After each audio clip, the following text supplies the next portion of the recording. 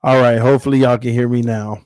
What's up, ladies and gentlemen? Welcome back to TD Fans Talk, home of the real Miami Dolphin fans. What a day. How are y'all doing? How are y'all doing today? What are we going to talk about tonight? I honestly don't know where to get started, but I'm just going to dive right in, ladies and gentlemen. Listen, I'm going to tell you how my day went with all of this news, okay? Um, First of all, I heard something early before noon. Um, I was contacted way earlier before any of this even came out, and I heard some information. Pretty much the information went just simply the Miami Dolphins are actually legitimately in serious talks as we speak about Deshaun Watson. So I called a few people. Some people didn't answer just to, tell them what I'm hearing. Some people did answer. And a lot of people said, oh, I'm loud. Yeah, I can see that. My bad. My equalizer thing was up. Um, a lot of people said, you need to go live right now, bro. Get ahead of this. Um, and I said no. I said no to everybody. And 3 hours later, the homie Ingraven sent me a text saying on Twitter, Dave or whoever it is in Houston, saying that it may happen. Um, then it just started exploding all over the internet. And I didn't care. I just didn't care, ladies and gentlemen. Why didn't I care? Because it's Deshaun Watson, a Miami Dolphin right now. I mean, did I miss anything? Is he a Miami Dolphin right now? No. Will he be a Miami Dolphin? I'm very confident he's going to be a Miami Dolphin. But he's not here yet. And I'm tired of caring. So until I get the blockbuster trade, it doesn't matter.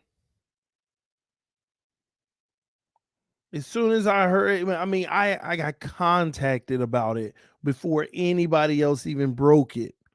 And I was like, wow, I got excited for a second. I said, man, I'm about to go live.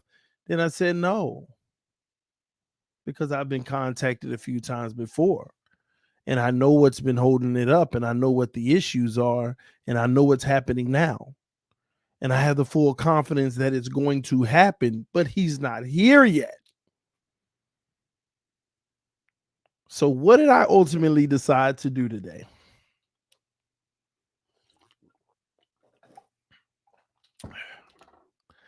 I decided to kick back and just laugh at all the Tuaniers sweating. Oh, just sit back and laugh at all the Tuaniers catching fits.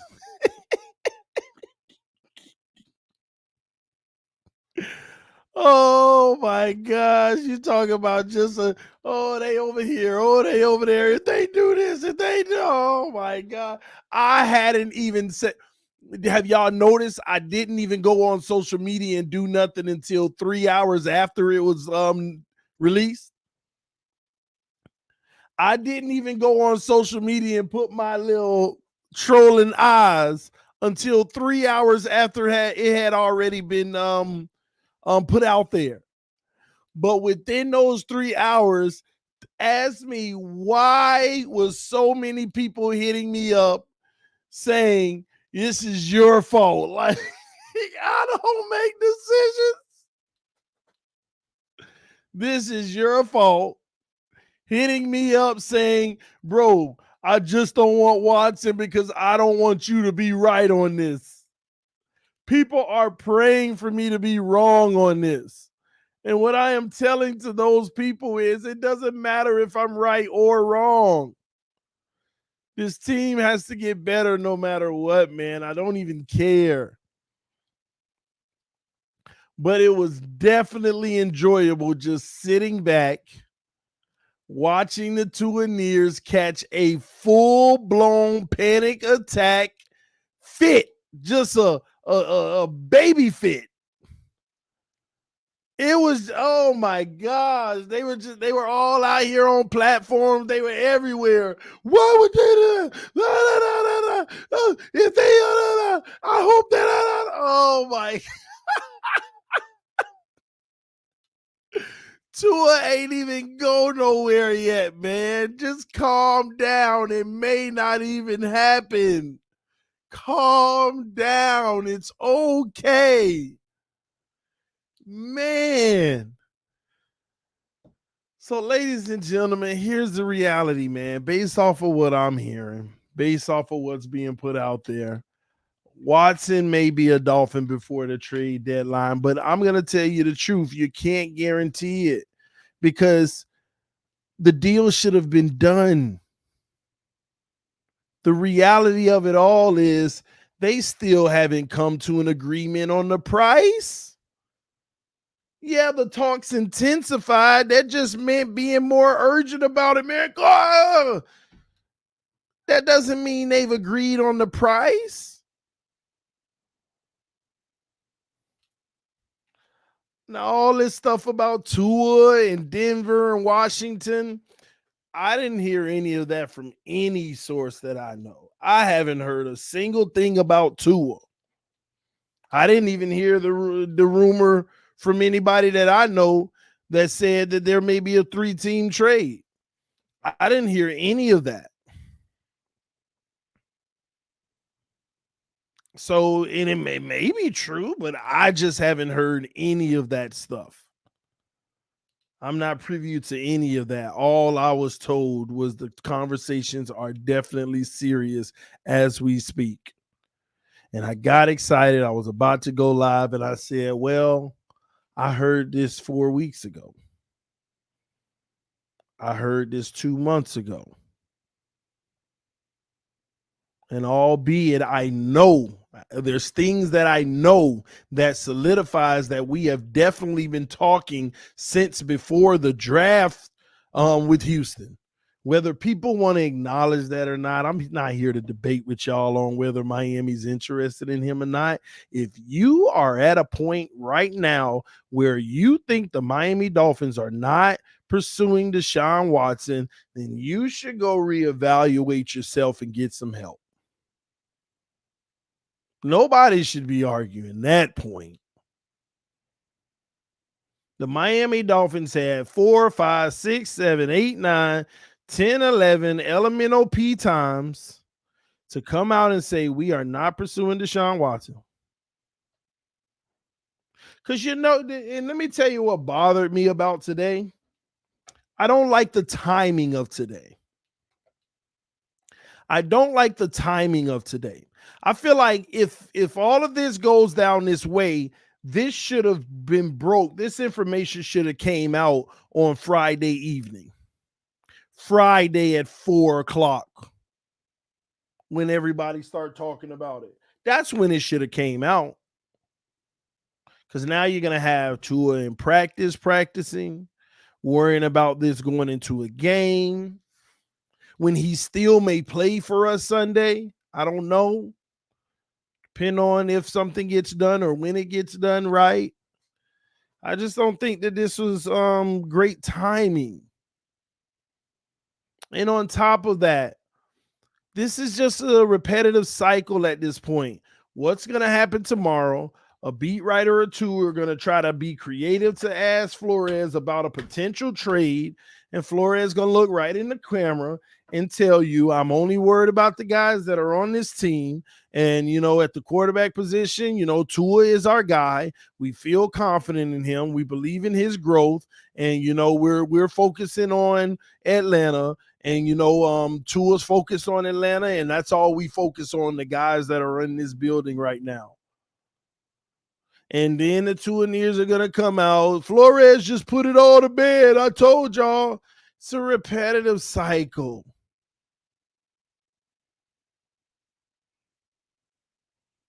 It's a repetitive cycle, ladies and gentlemen.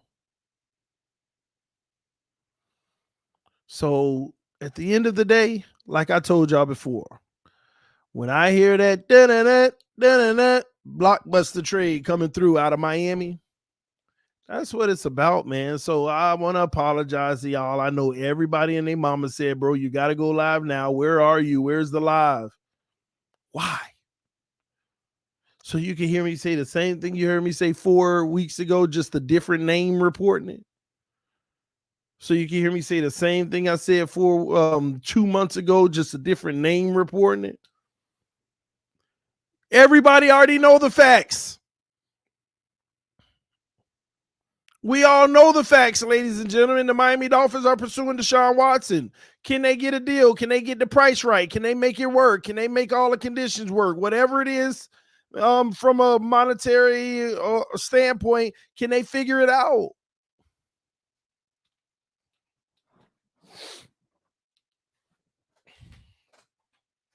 It's that simple. So they can come out tomorrow. And I know Houston, all them reports that Houston's releasing this, I know they are. Because Houston's sitting there with that offer from Miami sitting right in their face, ready to pull the trigger. But they sitting there saying, let's put it out to see if anybody else hop in at the last minute because they feeling desperate. You know, you see the Eagles struggling. You see Carolina struggling. Let's see if we can get them right back into the conversations at the last minute and get more. That's all this is about.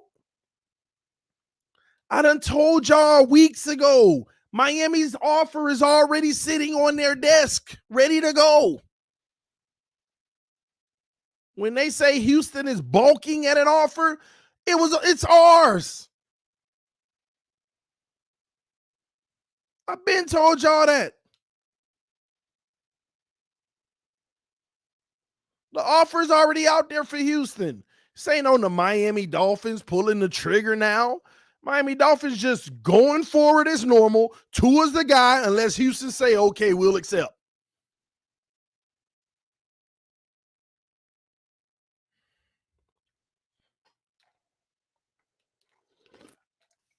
And for the record, ladies and gentlemen, let's get something straight for all these people trying to justify why this is stupid and we shouldn't do it. Getting Deshaun Watson is not a move to salvage the 2021 season. Getting Deshaun Watson doesn't even have to be a move to have a good 2022 season. Getting Deshaun Watson is a move for the future, period. Well, but what if he can't play this year? Who cares? You just secured a top 5 quarterback. What if he gets suspended next year? Who cares? You just secured a top 5 quarterback. If anybody knows you can go 20-something years without finding a top 5 quarterback, it should be us. So I don't care if you got to sit another 2 years without him. Who cares? You're going to be losing games looking like trash without him anyway. Everybody focus on, well, this year, what if he can't? Well, what if he gets suspended for next year? Who cares? Is he does many people in the around the league fear that he'll never play football a year again? No. It'll be hard to find anybody in league circles that feel like he ain't gonna play football again. That's all a team need to know. Top 5 quarterback, you can go 40 years without finding it. You can go 40 years without finding the top 5 quarterback in the NFL. Even longer. I'm just using that number. Think somebody cares something about 2021 or 2022? Please. Yeah, I don't care if Rosen was sitting here for the next 2 years. I know what I'm getting in 2023. Some of y'all rather fake hope now instead of guaranteed 2023 at the worst. Nobody want to hear nothing about all that, man.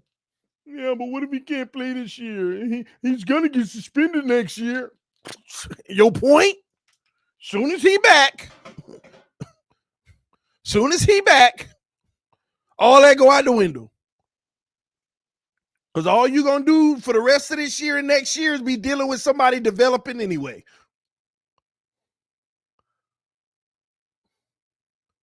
All you're gonna be doing for the next 2 years anyway is dealing with somebody who developing.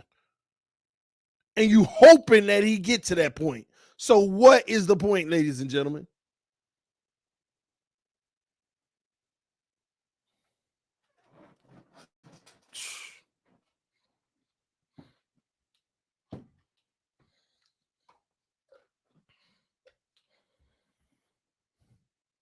It's ridiculous, man. Breeder G said, how much is this costing? Listen, at this point, bro, it doesn't matter. You can have everything we got this year and next year. Who cares?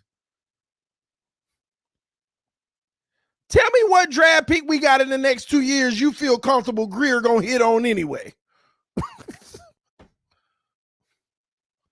What draft pick in the next 2 years you feel comfortable that Greer gonna hit on it anyway?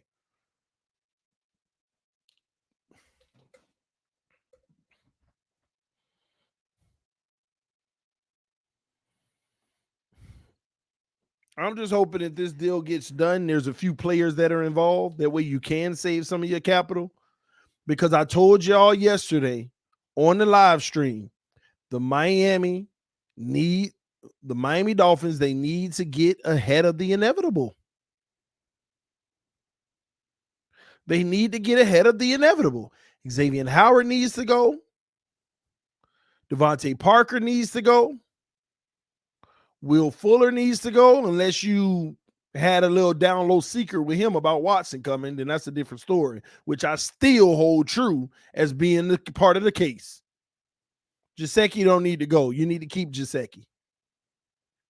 You just need to use him and stuff. You need to go ahead and admit that he's a Darren Waller type guy where he's not a tight end, but he's a offensive weapon that you could put in a tight end, you could put in a slot, you could put out on the boundary.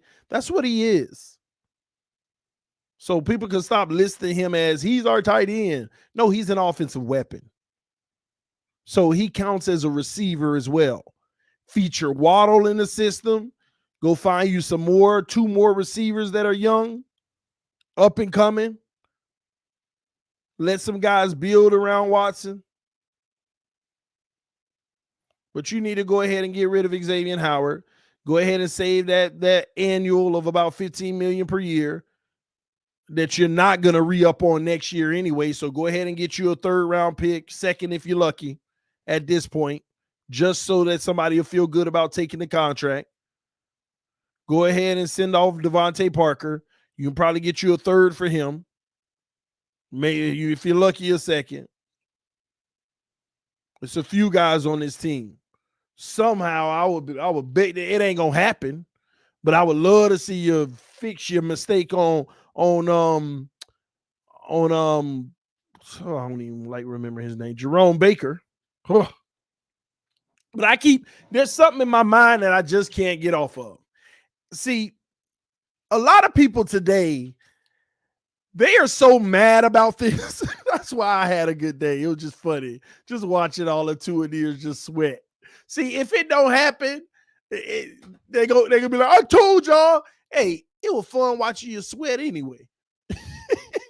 Listen, but it's so funny to me that people say, oh, the embarrassing part of this is Chris Greer's only trying to do it to save his job. What the heck do you expect?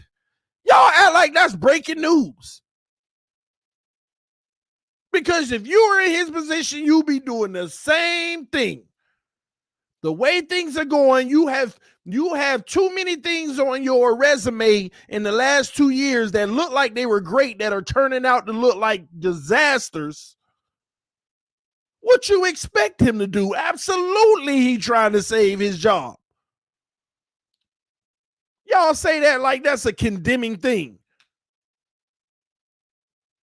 Ain't nobody who understands football feel like, Oh, he only doing it to save his job. And that's what you're supposed to do. You're getting a whole bunch of draft picks wrong. You know what? Let me finally go get the freaking guarantee this team deserves. It'll actually be his first superior, great right move. And will it trump all his bad moves? Trust me, as soon as they trade for Watson, if they trade for him, I'm going to continue to maintain that. If they trade for Deshaun Watson, one of my 30th videos, because I'm going to do about 29 straight on Deshaun Watson, just clowning people. But anyway, I'm still holding them accountable. Oh, good job going to get Watson, but no. There still needs to be some accountability from what happened. So that's going to happen. But why is anybody acting like it's a revelation to scream to the top of your lungs? He only trying to save his job. He don't know what he's doing. Duh. If I was in his shoes, I'd be trying to save it too. But there was one move today that I thought about. I said, if he could pull this off, man, all is forgiven. It shouldn't be all forgiven, but it would be all forgiven. I'm going to give y'all a scenario. This is the ultimate type of trade that makes you okay with Greer again, even though you screwed us the last 2 years, but it's okay. There's one thing I feel like he can do that we're still going to remember how all these bad decisions he made, but he's going to be all right with us. There's one thing he can do. What is that? Of course, I already told y'all everybody who need to be traded. But when you bring Deshaun Watson, figure out a way to bring Tunsil back with him. Oh, that would be so boss. That would be a boss move. Blockbuster trade. Deshaun Watson and Laramie Tunsil headed back to Miami. Oh, my God. Man, if he could figure that one out and make it work with the money. Hey, you know what, Chris Greer? You a bum, but you a bum that's all right with me, brother. You all right. You just bought yourself 2 years. I give you 2 more years. I give you 2 more years. You bring back Deshaun Watson and Laramie Tunsil so we can actually put that statue of Laramie Tunsil in the front of the building because Greer know he was our secret agent. He was our spy. Now that would be a boss move. That would be a boss move. It don't get more bossy than that one. It just doesn't. Man, that would be interesting. But we'll see. We'll see. Like I said, y'all, until it happened, none of this matters. It's all out there. This is news. But what people need to just stop lying to themselves about, the Miami Dolphins have been pursuing Deshaun Watson ever since right after the Super Bowl. Like the week after the Super Bowl, bam, let's go get him. Our whole draft, our whole team, the way that we were constructed was supposed to be with Deshaun Watson under center. And I have been telling y'all that. Y'all haven't been listening to me. The issue is, as soon as all them allegations and stuff hit, we had to reevaluate and reapproach this thing. And we have never shied away from saying he's still the guy we want to go get, but now we got to proceed with caution and monitor the situation. And we also realize it's not a rush. We got Tua, let him keep playing, let's keep developing. Best case scenario, we get his trade stock up because Houston don't want him. And not many teams actually want him around the league. Maybe we can get his stock up to get another team to want him, and that would be good for a trade.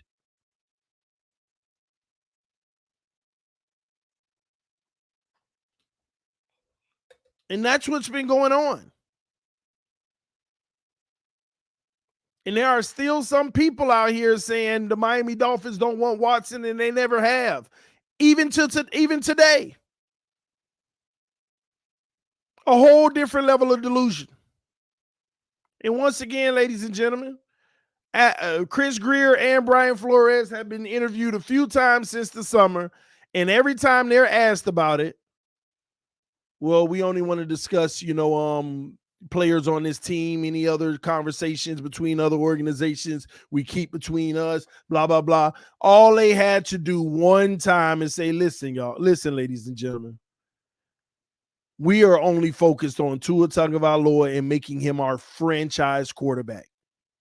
He is our future. We are not looking at any other quarterback to take his spot. It is so simple to come out and give this kid the ultimate endorsement. But what do we hear? Well, we only focus on guys that are on this team right now. All the other stuff, we keep that in-house. We as a common courtesy to other teams as well, we don't talk about things like that if it isn't happening. Shut up. Shut up. Nobody want to hear none of that. Nobody want to hear not one bit of none of that.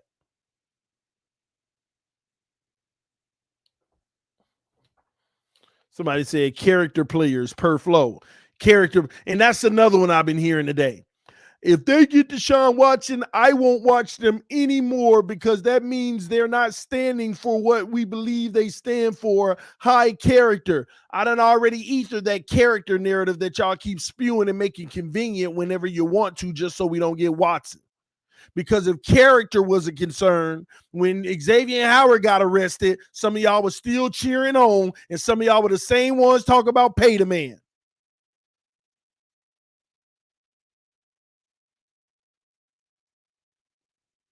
And where was Flores when it come to high character on then?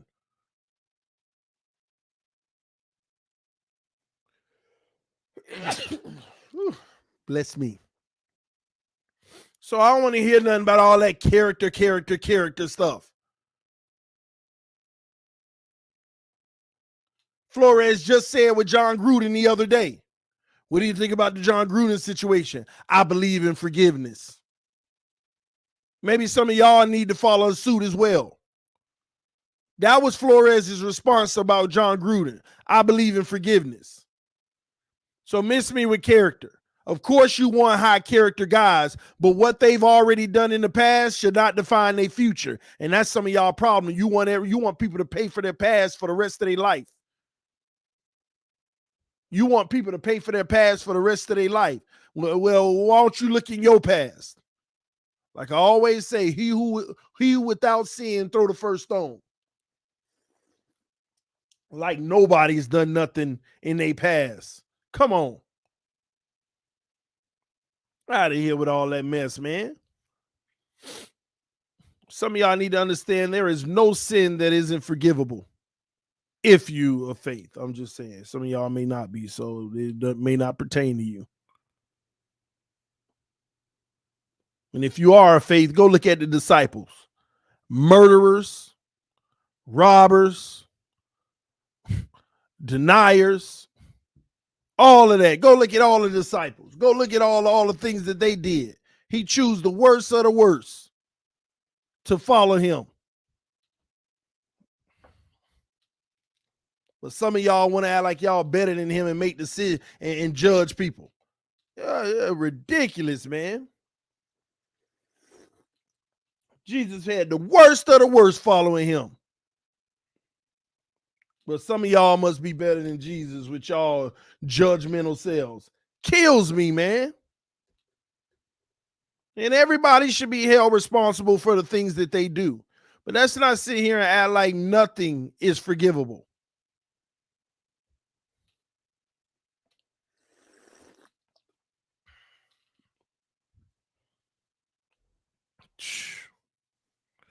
Anyway, man.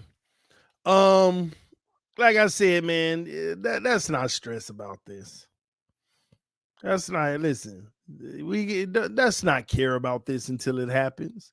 Kick back, relax, and if it doesn't happen, hey, Tua got to continue his development, and we hope that he turns out to be a great quarterback for us. And we can sit back and keep being hopeful. If you believe in him, you believe in him. If you don't, you don't. But time will tell. Y'all already know where I stand. I don't think he ever going to lead this team to the promised land. But that don't mean he won't just because I believe he won't. I don't know. Same people who bashing Deshaun or the same people who voted for Trump. I mean, I don't think there would be a correlation between that, because there's people who voted for both that I know bash Deshaun, and there's people who voted for both. You know, this person voted for that person, you know, regardless of political party. You know, this is deeper than that. And I don't like getting into that stuff either, making drawing lines in the sand with who voted for who and what side you on, because that's part of our problem, man. We all on the same side, but we need to start acting like it. We need to start acting like it.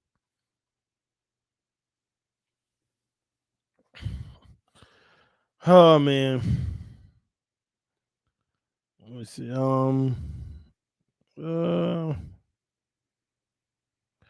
Anywho, let me see. Just win, Dolphins. Yeah, just win. Y'all funny. Drip in the house. What's up, homie? But listen, man. But that's why I just wanted to make sure y'all understood why I didn't go live right away today. I wouldn't finna fall into this trap, man.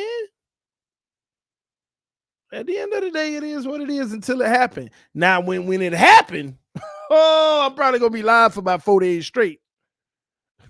4 days straight, 96 hours. Let's go.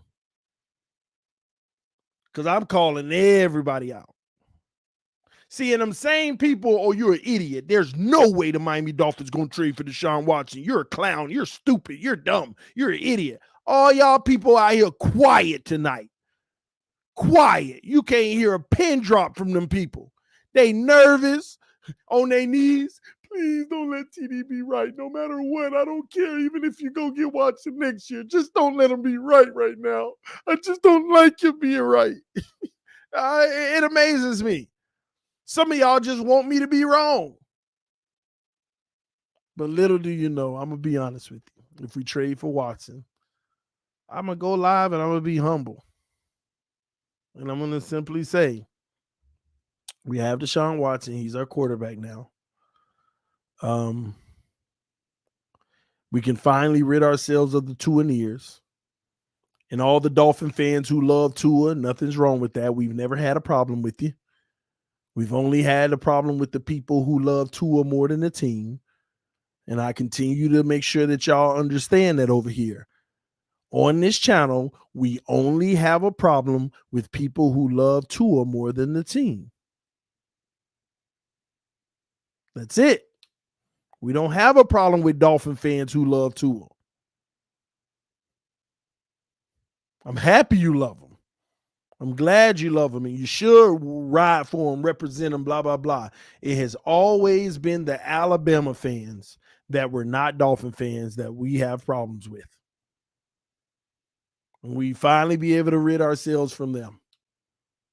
And the truth be told, I wish they never existed, because Tua might have actually gotten a fair shot, or will get a fair shot. They're the biggest issue in this whole equation to begin with. I personally feel like 90% of the fan base would be behind Tua if they didn't exist.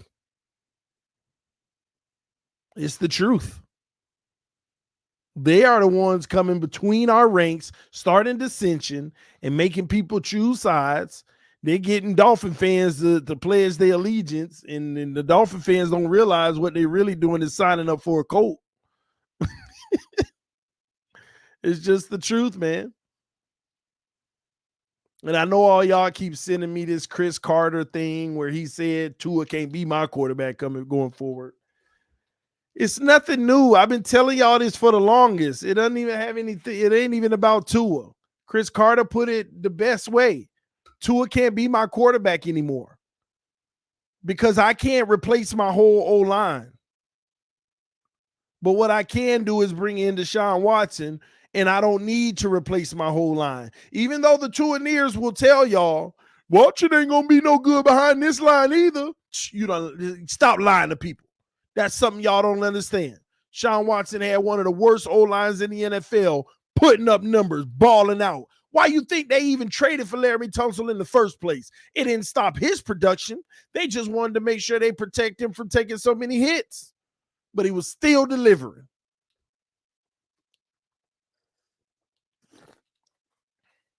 That big old lie. It's so many little small lying narratives that's going on around here just to make it look like you don't need Watson. See, just like the people in the comment section now putting 4 and 12. There they go. Them the ones I'm talking about, y'all. Because guess what?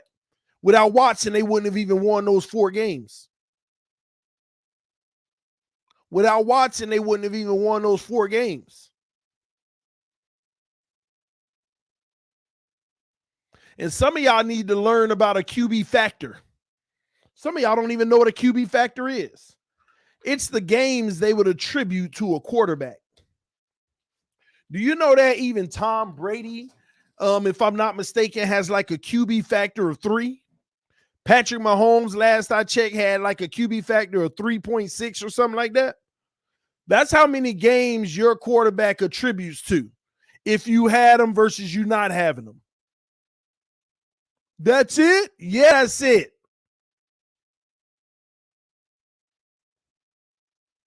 Where if you had a bum team, this person at a minimum could get you this amount of wins because that's how much of a factor they are.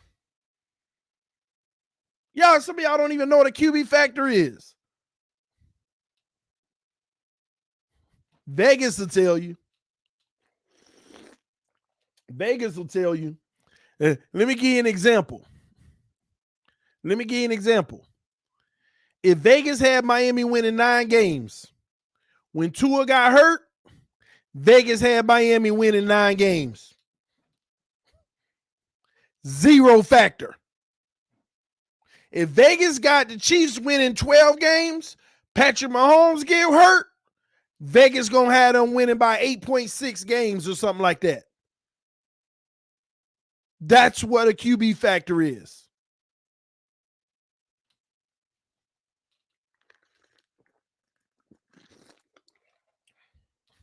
And there's also a point factor as well. Y'all know that if you've ever bet with sports books and stuff.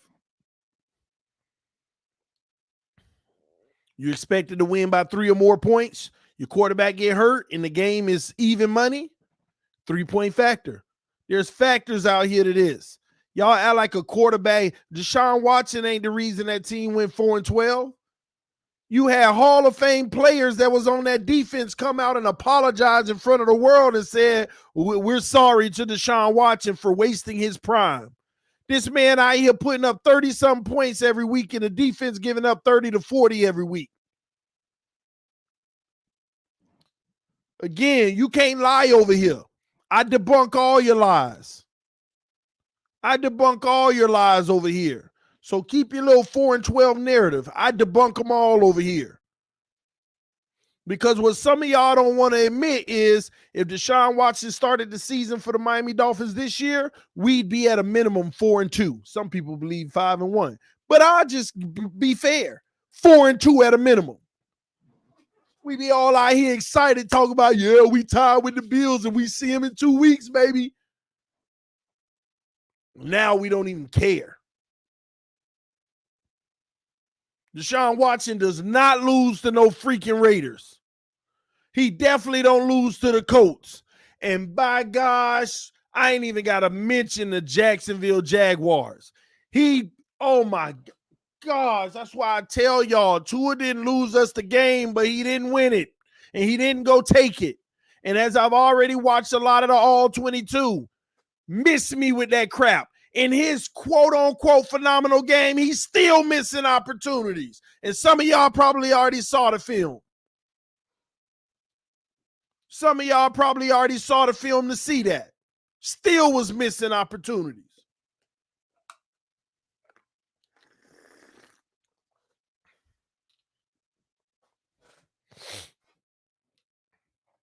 Watson don't lose no games like that. It's impossible. Watson go get 4th and 1. He ain't worrying about handing it off because he don't care what the coach called. He got this. Sitting here crying about all the decisions that are made. Why would we do this here and there? Why would we go 4 on 4th to run a halfback draw? With Watson, it wouldn't have mattered because he would have got it or found a way to get it.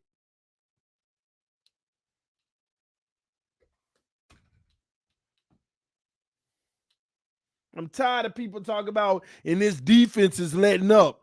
Go look at the freaking scores. I mean, we had a defense that didn't even have its 2 starting corners. 23 points given up is actually good.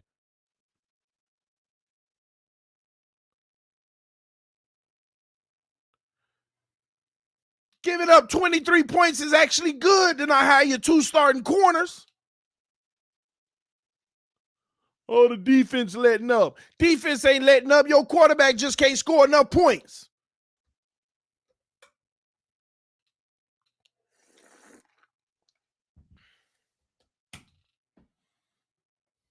Our defense ain't been no worse than the defenses we've been playing. Facts. Our defense hasn't been no worse than the defenses we've been playing. Facts. Outside of Buffalo, our defense has not been any worse than the defenses that we've played. Facts. And what's even more sad about it, our defense has played better than most of the teams we've played each week anyway. Outside of them 2 games, Buffalo and Tampa. Our defenses have played better than everybody else's outside of Buffalo and Tampa. So I don't want to hear that mess. Deshaun Watson would have been 4-2 right now, and y'all would have been happy. And all y'all people, if they go get Watson, I'm not watching the Dolphins anymore. Bye. Like, why you gotta announce that? Nobody care. People act like it's something gonna change because they announce they not watching the Dolphins anymore if they go get Watson. All you doing is exposing you and your feelings. Pete said, I hope your next title is Tua bus ticket. Remember the energy some Tua stands had with those bus tickets, but they slowing down on Tua. Energy ain't the same. Tua ain't it. Flores wore purple. Pete, boy. Pete don't hold back on y'all. Report says Houston wants 5 draft picks for Watson. Tua should either be gone to Denver or Washington. Are you okay giving up that much draft capital? Yes, absolutely. I don't care nothing about that anymore. What we gonna go do? Draft some people that ain't working out anyway? I keep telling y'all, at some point, this team need to go get that guaranteed. It's that simple. CD, how come you haven't applied for a position with the Dolphin staff since you have insiders now and know everything? LOL. First off, when you say insiders, I got 2 people that I talk to. I mean, I ain't got Greer calling me. I ain't got Flores calling me. I ain't got specific players calling me. I got 2 people that I know within that talk to me. So this deep insider stuff, this is secondhand information that I get. And I'm skeptical about that every time. But the person be on point to a degree, because some things I'll be like, oh, that ain't adding up to me. But then when certain things happen, I'll be like, wow, they were right. So again, I don't come to y'all and be like, this happened. No, I proceed with caution and say, this is what I'm hearing, and we'll see. We'll see. And in regards to applying for the organization, never. And it was a time where I thought about it, but never. Because as soon as I apply, I'm basically trying to ask an organization to shut my mouth. Ain't nobody doing that. I'm a free man. I want to maintain my freedom. I ain't got time for them to tell me what I can say, what I can't say. I ain't got time for them to tell me when I can go to the restroom. I ain't got time for them to tell me if my child's sick, if I can be with him or not. I ain't got time for none of that. No. Freedom. Freedom. Period. Ain't got time for it. I did it for 10 years. 10 years I did it. Nope. Done. I'm a Philly fan, and I'm happy with where we're at end of and excuse me, man, this thing bright. Where well, let me start over. I'm a Philly fan, and I'm happy with where we're at and our offseason possibilities. So to be honest, I don't want to give up everything we have to give up for him. But Watson to Miami, I think, is the best thing. Yeah, we'll see. Yeah, we'll see how Jalen Hurts work out. You never know. Some say he better than Tua anyway. I don't know. I don't know. If Watson goes to Miami, you getting a jersey, TD? Probably not getting a jersey, but one will probably be bought for me ASAP. My wife will probably have one in the mail the next day. But I don't buy jerseys until you prove something. Y'all know that. He done proved something in this league, in my opinion. But until you prove something as a Dolphin, I bought Minkas, I bought Tannehills, and then I got a few of the greats. But I stopped right there, man. Minka was the last straw for me. So he come to Miami, I'll probably have a Watson jersey because my wife probably gonna have one in the mail the next day. But I ain't buying it until I see him out here beating up on these good teams, and I know he the guy for the future. And we know he the guy for the future, but I still got to see it in these colors. Nope. It ain't no different. He can come out there looking like a bum. I'm gonna be like, this man trash. Trash until he changes the narrative. Ain't nothing gonna change. Y'all don't understand that. A part of me wish that we do trade for Watson and he start out like trash so I can show y'all what I'm talking about. I don't waver. Some of y'all think I hate Tua. Watson come out playing like Tua, he gonna get it immediately. Immediately. Until he changed the narrative. It don't matter who it is on this team. You get what you give. You get what you give. I just ain't had the luxury of getting that credibility with Tua because he's giving us what he's giving us the whole time, so it make me look like a hater. That's fine. I'll take the label, whatever. But I'm going to give you what you give. That's that Tua stuff. That's my new saying. That's that Tua stuff. Stop it, TD. You love Watson. Give me a break. AB, first of all, bro, you just obviously don't know nothing about me. You can go to this channel 2 years ago. I would say things on this channel like, y'all praising these guys like Patrick Mahomes, Deshaun Watson, all them bums. They ain't do nothing in this league yet. Wait till they get their money, blah, blah, blah, blah, blah. I've said that about him too. Deshaun Watson, yeah, he looked good, but at the end of the day, he ain't even done it long enough, man. Well, I've said that too.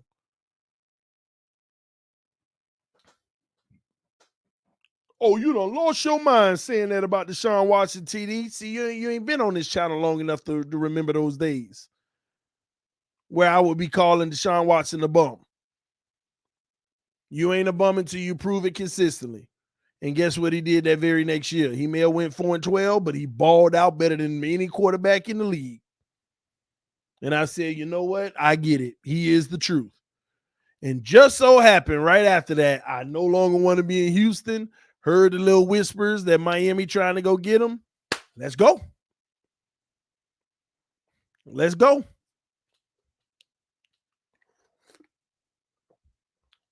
You can't say nothing about me and Deshaun Watson like I've been a homer forever. I don't even remember seeing a game of Deshaun Watson in college.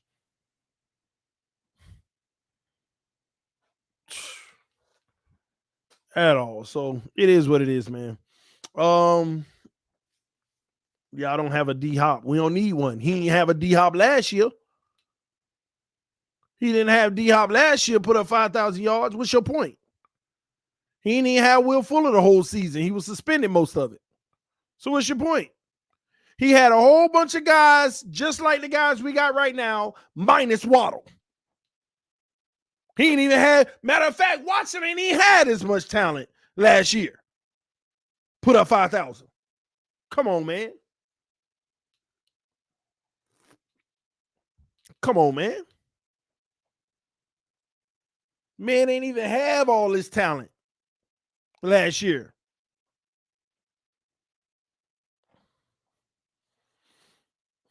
And he went 4-12. I take it all day.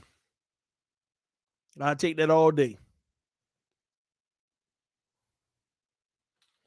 So 4-12 goes to the Super Bowl if he comes here. Absolutely. Because you know what? He going to guarantee them 4 games that we wouldn't get without him. So you see how we won 10 games last year? Had Deshaun Watson been here, we might have won 13 or 14. That's what you need to understand. So yeah, Deshaun Watson can win you 4 games. And this team can win you by 10. Because last year, this team won you 9 games. Tua was contributed to 1, Arizona. But this team won 9 games last year. So if this team is worth 9, I know Watson worth 4. 13, I'll take it any day of the week. Let's roll. Let's get in these playoffs and let's make some noise. That's right. So keep throwing your 4-12s out. Keep reminding me, Watson worth 4 games, baby. And this is the team that's worth 9. This is the team that's worth 9. At least when they're healthy. And when they got a quarterback they can feel confident about playing behind. Because like I already told y'all, if Watson was here this year from the beginning of the season, we'd be 4-2 right now. Facts. Straight up facts. We'd be 4-2.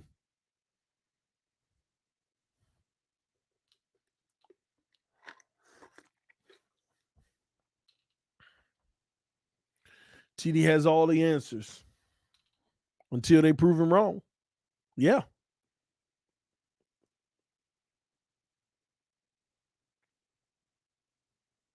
Yep.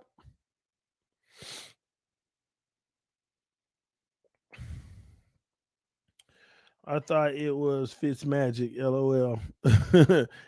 matter of fact, you right on that too. He wants them too. But we were led by this defense last year.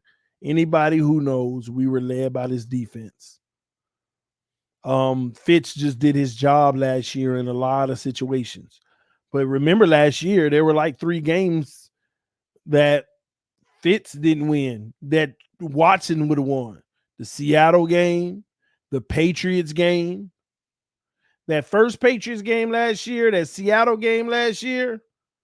Oh, we would have won those. That Denver game, oh, we would have won that.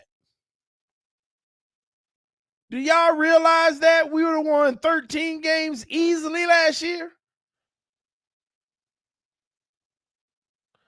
Ooh, Jay Holla Kane. I appreciate you coming through, putting that in the comment section. Because you right, bro. Tua's trainer didn't help him out either. That is a great point that I ain't even think about today. This thing could have gotten even more progressed because his trainer want to come out and open his mouth. Y'all remember that? Trainer want to be all on Twitter, talking bad about the Dolphins, what they haven't done, and talking about Coach Flores. That could have very well have been a huge part of all of this.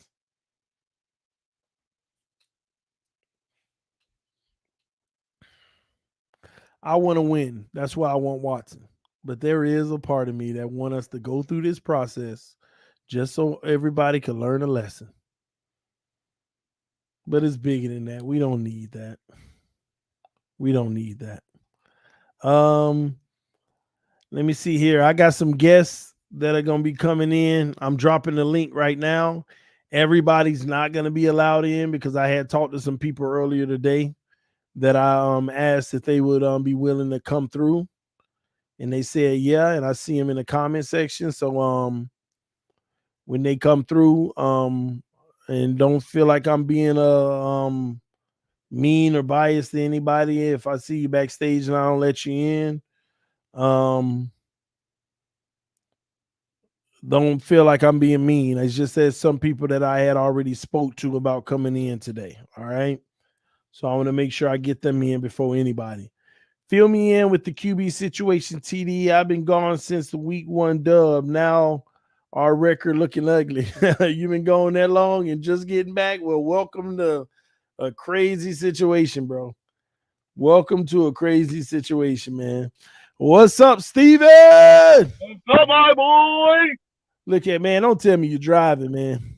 No, I'm sitting in my parking lot. I just got here and I had a flash come up on my screen saying TDPHINSTALK is live.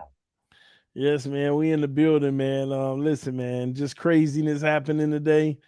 I'm just gonna wait for it to happen before it even matters to me. Bro, literally when everything blew up, I know what it feels like to be TDPHINSTALK because my phone blew up, and all I came back to people with was, when it really happens, come talk to me. Otherwise, I've already heard this before. I don't want to hear it. I don't want to hear it. I want to hear it. Hey, is that my vice president on here with me? Which yes, one? sir, Mr. President. Yes, sir. What's the vice president? That ain't me. That ain't me. What's going on, Mr. President?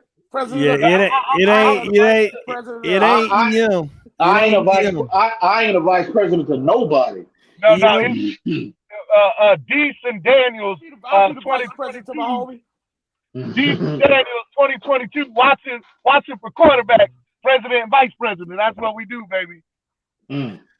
Oh Lord, man, what I miss? What I miss? TD, what I miss, bro? Stop that, man. Man, TD, bro. Listen, man. There's some potentially developing stories that are somewhat unflattering about relative to Tua Tagovailoa that have surfaced like in the last literally 30 minutes. Like what? Maybe I'm seeing it's a story out there. Pro Football Network has put out there that the organization, there are people. Well, Greer and Flores are on the hot seat, and also that the organization, for the most part, have they're out on Tua Tagovailoa. Also, there was a story. I sent it. There was a story. I think Reason had sent it. Yeah, Reason definitely sent it to me. But I looked at somebody on Pro Football Network was reporting pretty much the same thing. However, they said that several people, I'm assuming coaches, have personality issues with Tua's personality off the field. Now, I don't know what that is. But if you recall, TD, I had that conversation with Reason privately. I had a conversation with you. EM, do you believe that for real? I had that conversation with you, TD, as you know, Damien as well. I said, I don't know. We were just talking about the situation, and I said something just doesn't add up as to why. And again, I'm not saying it's 100% true because I don't know Tua from a can of paint, but I'm just saying it's eyebrow raising since Tua has been here. Why the team as a whole doesn't gravitate towards him. You know, you can bring up the captain situation. Why this man, it's just the anonymous sources. It's just a lot. I don't know, man. It's just eyebrow raising to me. And I said, well, I know one thing. Everybody cannot be lying. It's got to be, it's got to be something there, maybe into his personality that rubs people the wrong way. I don't know. But to hear these stories start to surface now is interesting to me. Yeah, you're gonna have to send me some stuff on that, man. I've never heard anything bad about him off the field, ever. Not one time. Well, I don't know. I'll just say all I'm here is a report. Give the people the news. Give the people the information. You take it with it for whatever you want. Whatever you do with it, that's your business. It might be the trainer, like someone said earlier in the chat. Like, how about those Knicks, Miss Annie? Excuse me, sir. How about those New York Knicks? We here to talk about the Dolphins. I got grilled once by one of my biggest supporters for not talking about Miami Dolphins football in TD's chat. All day, baby. All day. Let's go. Heat. Hold on. Did the Heat lose? Did the Heat lose? Oh, man. Tomorrow. We open up tomorrow. Huh? We open up tomorrow against Milwaukee. They're losing tomorrow. They're going to get dragged tomorrow. I asked TD to come on the show this morning to talk basketball, and he like, I don't know no basketball, but Finsanity does. I ain't say I ain't know basketball. I say I didn't know the Heat. Finsanity does. You had it right. You don't know basketball. You don't know football either. You right. You had it right. Here you go. Spurs up. Spurs up. By the way. TD. First of all, EM is the same guy here having dreams about Tua and Kawhi Leonard. But it's all right. We'll get to that later, bro. We'll get to that later. Oh, man. Spurs up, by the way. Hey, Spurs up. by the way, I have to say this live. I have to say this live since we have EM on, okay? Spurs up, baby. Let me be clear to everybody now, okay? Because for some reason, EM sees it another way. I don't know where the delusion comes from. But for the record, EM _ Dolphin fan has never beat me in a debate. Has never beat me in a debate. The real ones know what time it is. The real ones know what time it is. Never. And I'll leave it at that. Delusion is real. But back to Watson and Tua and EM's dreams. Let's get back to the subject at hand, okay? Listen, man. I don't care anymore. Get it done if you're going to do it. First of all, another thing that does not need to be underrated, and it kind of goes hand in hand with what you were just saying, EM. Tua ain't nothing but and will always be a distraction. He will. It's just the reality. And then on top of it, somebody put it in the comment section not too long ago. His trainer wasn't doing him no favors the other week. I mean, when you really think about that holistically, just like him and his trainer hear stuff, you don't think Brian Flores and stuff heard about what his trainer said? I mean, it's unprecedented. We don't have trainers coming out here saying these things, right? Exactly. So I wonder how much of that is coming from Tua being in his trainer's ear and all that. Because, I mean, who else is going to, step up? I mean, we had a Minka Fitzpatrick issue where his mom kind of basically went on her little thing. But I don't know who in Tua's inner circle would be able to do something. But it's not as if Tua doesn't want to be here. Tua wants to be here. He wants to be our franchise, quarterback. It's just that he kind of got snowballed into this thing, right? Like the Dolphins organization made a terrible mistake that they have to amend. They picked the wrong quarterback and the right one was right after that. And somehow, some way, now they have to remedy that situation because you cannot have that tie for the next 20 years, especially if it goes completely left and God forbid Herbert wins a Super Bowl and Tua just maybe gets us into a couple playoffs. They will never live that down. So they have to fix the situation. They have to go out and find another quarterback. We're kind of, and it's really sad. It's really sad, but I guess you can see like a lighthouse at the end of it. This is somewhat similar to what the Arizona Cardinals had to do with Josh Rosen. Man, are you saying, Sandy, that you are comparing now to a Tonga Valor with Josh Rosen? No. I'm not comparing them. I'm saying Rosen's better. I'm saying you have a young quarterback who you expected to be your franchise quarterback, but situations occurred where like, you know what? I can upgrade at that position. Do I take it? And like, so saying that Josh Rosen and Tua Tonga Valor have a lot in common? No, I'm not saying they have a lot in common. Rosen I'm just saying the situation is similar, but they have nothing in common. If you want to evaluate the players, they have nothing in common. But the Dolphins are just in a situation now. It's like, dang, we can't sit here with Herbert out there doing what he's doing. We had a chance to get that guy, and now we have another chance to get another guy and miss twice. They've backed themselves into this corner. You know why you can't and they're trying to fight out of it. Insanity, you know why you can't use that as an excuse or as a reason? I'm not saying an excuse, but as a reason, because there's no Kyler Murray in the draft this year. There's no Kyler Murray that's walking. He's talking about Deshaun Watson. Yeah, Deshaun Watson's our Kyler Murray. I'm not saying I'm saying we're just moving off of a quarterback after having him for like one season. Well, according to Steven, Kyler Murray is better than Deshaun Watson. Oh my God! Huh? Stop. No, better than Tua. I never said that he was better than Deshaun Watson. Never said that. Who said that? Somebody said that recently. That was somebody on Steven. That was somebody on the homie show. That was somebody on Steven's show who said. Yeah, that wasn't. You know who that was? That was oh man, who was that? Was that oh man? it was somebody that's a regular I on my forget his morning. name. Yeah. Big John. Nah, Big John. It wasn't Big John. Seth No. That was was Russell? it Brandon Brown? wasn't Some Russ, Brown. No, it was Rashad. Rashad Brown. Rashad. Yeah, Brown, yeah. It was Rashad. Yeah, it was Rashad. It was Rashad. Yeah. Sorry, Rashad. say that crazy. Like I ain't never say that. Hey, and we were arguing with him all morning. Then as soon as he said that, we all realized, why have we been arguing with him? Shout out to Rashad though. That's my boy. That's one of them EM takes, man.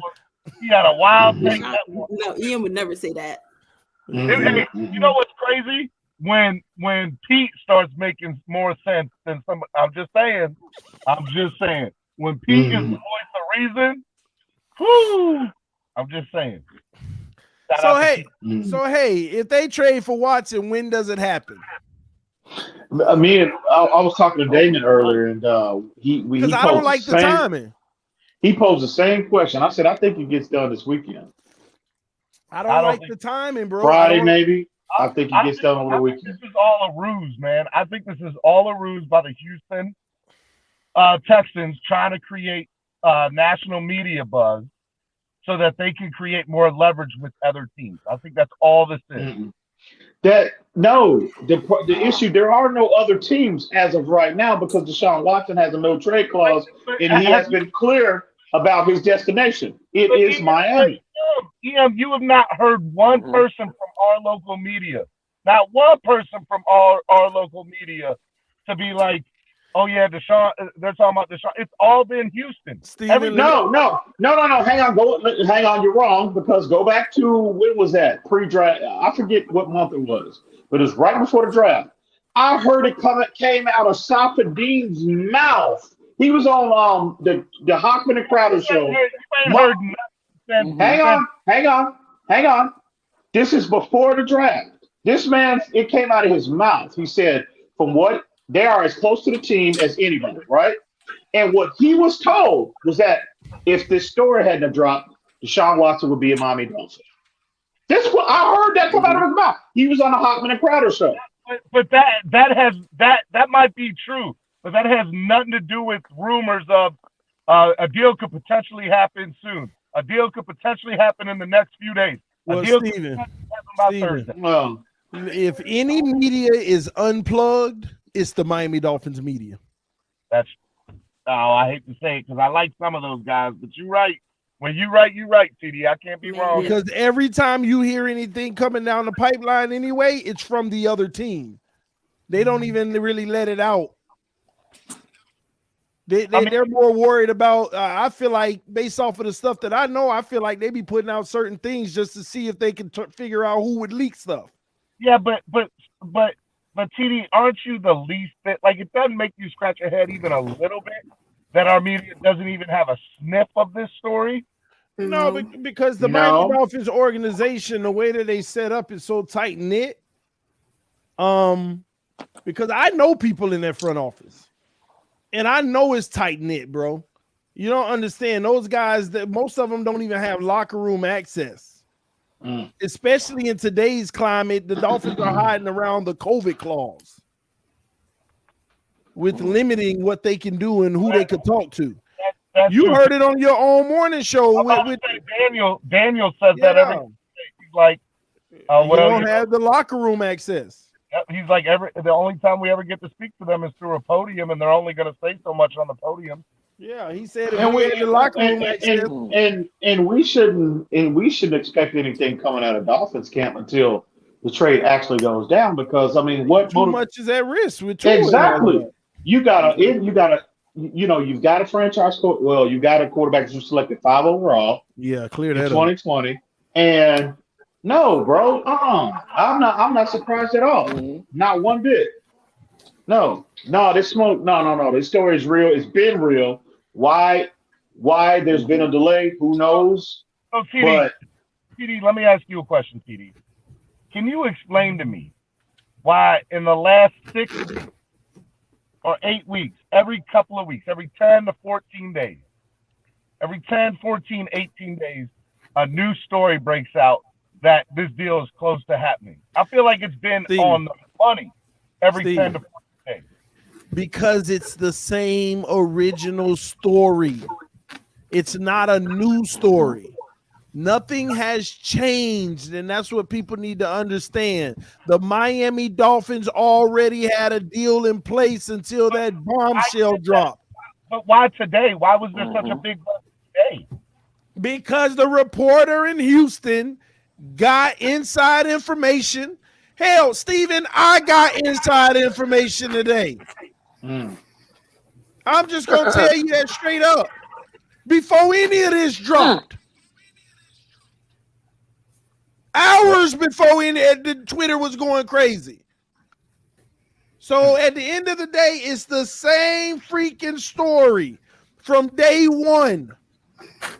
And the only issue from my understanding, don't make everything I'm saying right, we had something on the table. The situation dropped with the scan, all of that accusations, had to proceed with caution. Then at that point, the price started to become an issue because from my understanding, the Dolphins actually used draft picks that they were going to send. That was an issue. They used draft picks that they were actually going to send as part of a trade because they didn't make the trade right away because of the situation. And then as time went, they still wanted to make the trade. But now it's the price back and forth and knowing more about the situation over and over. This is a proceed with caution situation. The 1-5 didn't make it any better. So what are you saying, Steven? You think this all BS, bro? Is that what you're saying? Say it ain't so. No, it's a valid question. And I mean, what I would say is when I hear TD or anybody say this is the same story, I look at this as recycled news, right? Like it's recycled. All we're doing is taking the same original story and every 2 weeks just trying to make headlines with it. Now today was different because it came from the Houston Observer and it came from a direct beat reporter. And that's fine. I get that. I get why that makes it different. But in my opinion, I think that to me, that could be an inside job. Now, I'm not a conspiracy theorist, but I feel like Houston might go and say, hey, we're thinking about doing this, but only to drum up buzz, to try to get other teams in. Because that brings me to my next question, TD. If the Dolphins aren't the only team in the NFL with quarterback issues. So explain to me why the Dolphins name over Deshaun Watson coming up. So because he wants to be here, bro. Deshaun Watson wants Miami. He came out initially when this story broke. His team. I want to come to Miami. He was at the Canelo fight. That's confirmed. He was picking out his locker at the Canelo fight. He was at the Canelo fight at Hard Rock Stadium and in Miami. And allegedly, the Dolphin Brain Trust were in the building as well. And you're a smart man, and you can connect those dots, bro. I'm sure some type of communication was established, and it's just been the mutual interest has been consistent. Period. Nothing more, nothing less. That's why the Dolphins initially when Houston put it out there that they were going to trade him, it was a laundry list of teams that were expressing interest, but all of them gradually fell off because they knew. I think. You can say, well, they opted to go with different players or they drafted guys or whatever. I think it's because the man wanted to be in Miami the whole time. He has a no trade clause. He has been consistent about that, and that is where we are right now. And period. Nothing more. Steven, I have to back up on something else. I had to back up on something else you said, and I want you to go down this road with me and answer these questions. So you said you do believe that Houston is saying now, okay, I might do this. Yes. Do what? I believe it's one of two things. They either are really ready to pull the trigger on a trade. On what trade? On a trade with Miami, or what I'm actually was leaning towards the before what you guys said, which makes sense by the way, is I think that they released information to get the national media buzz for a second team to come out of nowhere and be like, you know what? I want Deshaun. Here's my offer. The problem with this second team narrative is they have to know that Deshaun Watson is willing to go there. Wants to be Okay. here. That's the part of the Right. issue. No, everybody can't just come out and say we want in. Who cares that you want in if you don't want to be there? But Houston wants to get the deal done, right? Yes. They want it to be done. Okay. And in their mind, they just want him to go somewhere that Deshaun's going to say yes. So at the moment, they're going to listen to everything on the table, and then they're going to probably go to Deshaun Watson's camp and be like, hey, we have an offer from Carolina for 4 first rounds. They're not going to tell them what they want, but they're going to say, doesn't matter. They don't. The Deshaun Watson's camp don't care what the price is. That Yeah, benefits it him. doesn't It matter. doesn't benefit him. I just said at the end, I said they probably are not going to say what it was, but they're going to be like, do you want to go to Carolina? Yes or no? They already know where he wants to go. That's the point. Yeah. That's the first. They Turned knew down where all he those wanted to offers. go from the beginning. So then it goes to they're playing a game of chicken. They're playing a game of chicken because And who winning that game right now? Deshaun winning it. It's that simple. But if Deshaun wants to play, But then they're in a tough situation because they already know they can't put him out there on that field. Not in Houston. Yeah. I'm not talking about in Houston. It doesn't matter though, because Deshaun Watson got the power to stick it to him double time. Let them go in the next offseason and still don't trade him where he want to go. Trade deadline come and goes. He's not dealt, right? We go into the offseason. Do you think that Houston is stupid enough to be like, we'll let you sit another year? That's the point. That's the point, Steven. That's the problem, because if you go into next season and Deshaun Watson tells the Dolphins, because I don't believe one word of anybody who don't think they ain't already talking to him, okay? Yeah. If anything, Deshaun Watson, what they don't want to do is have Deshaun Watson go into the offseason and really stick it to him. You know what that looks like? Him coming up in the building and saying, listen, I only want to go to one team, and that's the Miami Dolphins. And then they call the Dolphins and say, we're going to give you 1 first-round pick. So in your opinion, the best they're going to pay him $35 million? No. You're saying, so with that narrative, you're saying, and I'm not disagreeing or agreeing with you, TD. I'm saying, according to your narrative, you're saying that he gets dealt in the next 2 weeks before the trade deadline. According to my narrative, it's starting to get more and more highly likely, unless Houston, and this is what I wanted to get to originally with you, Steven, because you said that you believe that Houston's at a point where they're like, man, we might just do it right now, right? Yeah. Then that means Miami has to already have an offer on the table, right? I don't want to look. The obvious answer is yes. That there is but it could be they never retracted their original offer. Well, it doesn't matter. It's on the table. Correct. I'll give you that. So that's why the whole thing about being fake or not doesn't even matter. Everybody knows the offer is on the table for Miami, regardless if Houston likes it or not, because at any moment they could just say, you know what? Okay, let's go. And it's done. And what I'm saying is, and I'm just throwing it out there, playing devil's advocate, is Houston's intention to it being out there is not to trade him to Miami, is to see if another team can come and swoop in, give him a better deal, and Deshaun would say yes to that. And what we're saying to you is he's not the biggest element is Deshaun would have to say yes. They already know who he would say yes to. Mm-hmm. They already know the list of teams he would say yes to. And that's already happened. That's already happened, bro. And it was less than 5. Now it's less than 3. That's already happened, allegedly. The Philadelphia Eagles tried that exact same, try to shoot right at, what did he say? Nope, I'm not going there. And that's the team with the most capital. They talked to Carolina. That's the team with the most capital. They talked to Carolina. They talked to San Francisco. They talked to Denver. All of these teams, bro. No, Philly had a deal. They had it done. Yeah. And he said no. He said no. I want to go to Miami. And they came out and Philly said we're no longer in. Yep. So then it goes to the most capital. It goes back to your point, TD, that what happens in this scenario now is one of three things. Trade deadline comes and goes, no deal. We go into the offseason. Possible. And then they say, but then they risk the narrative that Deshaun comes out in public and says, I'm ready to go. I just want to go to Miami. Miami wants me. I want to go to Miami. Houston's not pulling the trigger. And so at that point, Houston gets screwed. So Which they won't do. That's scenario A.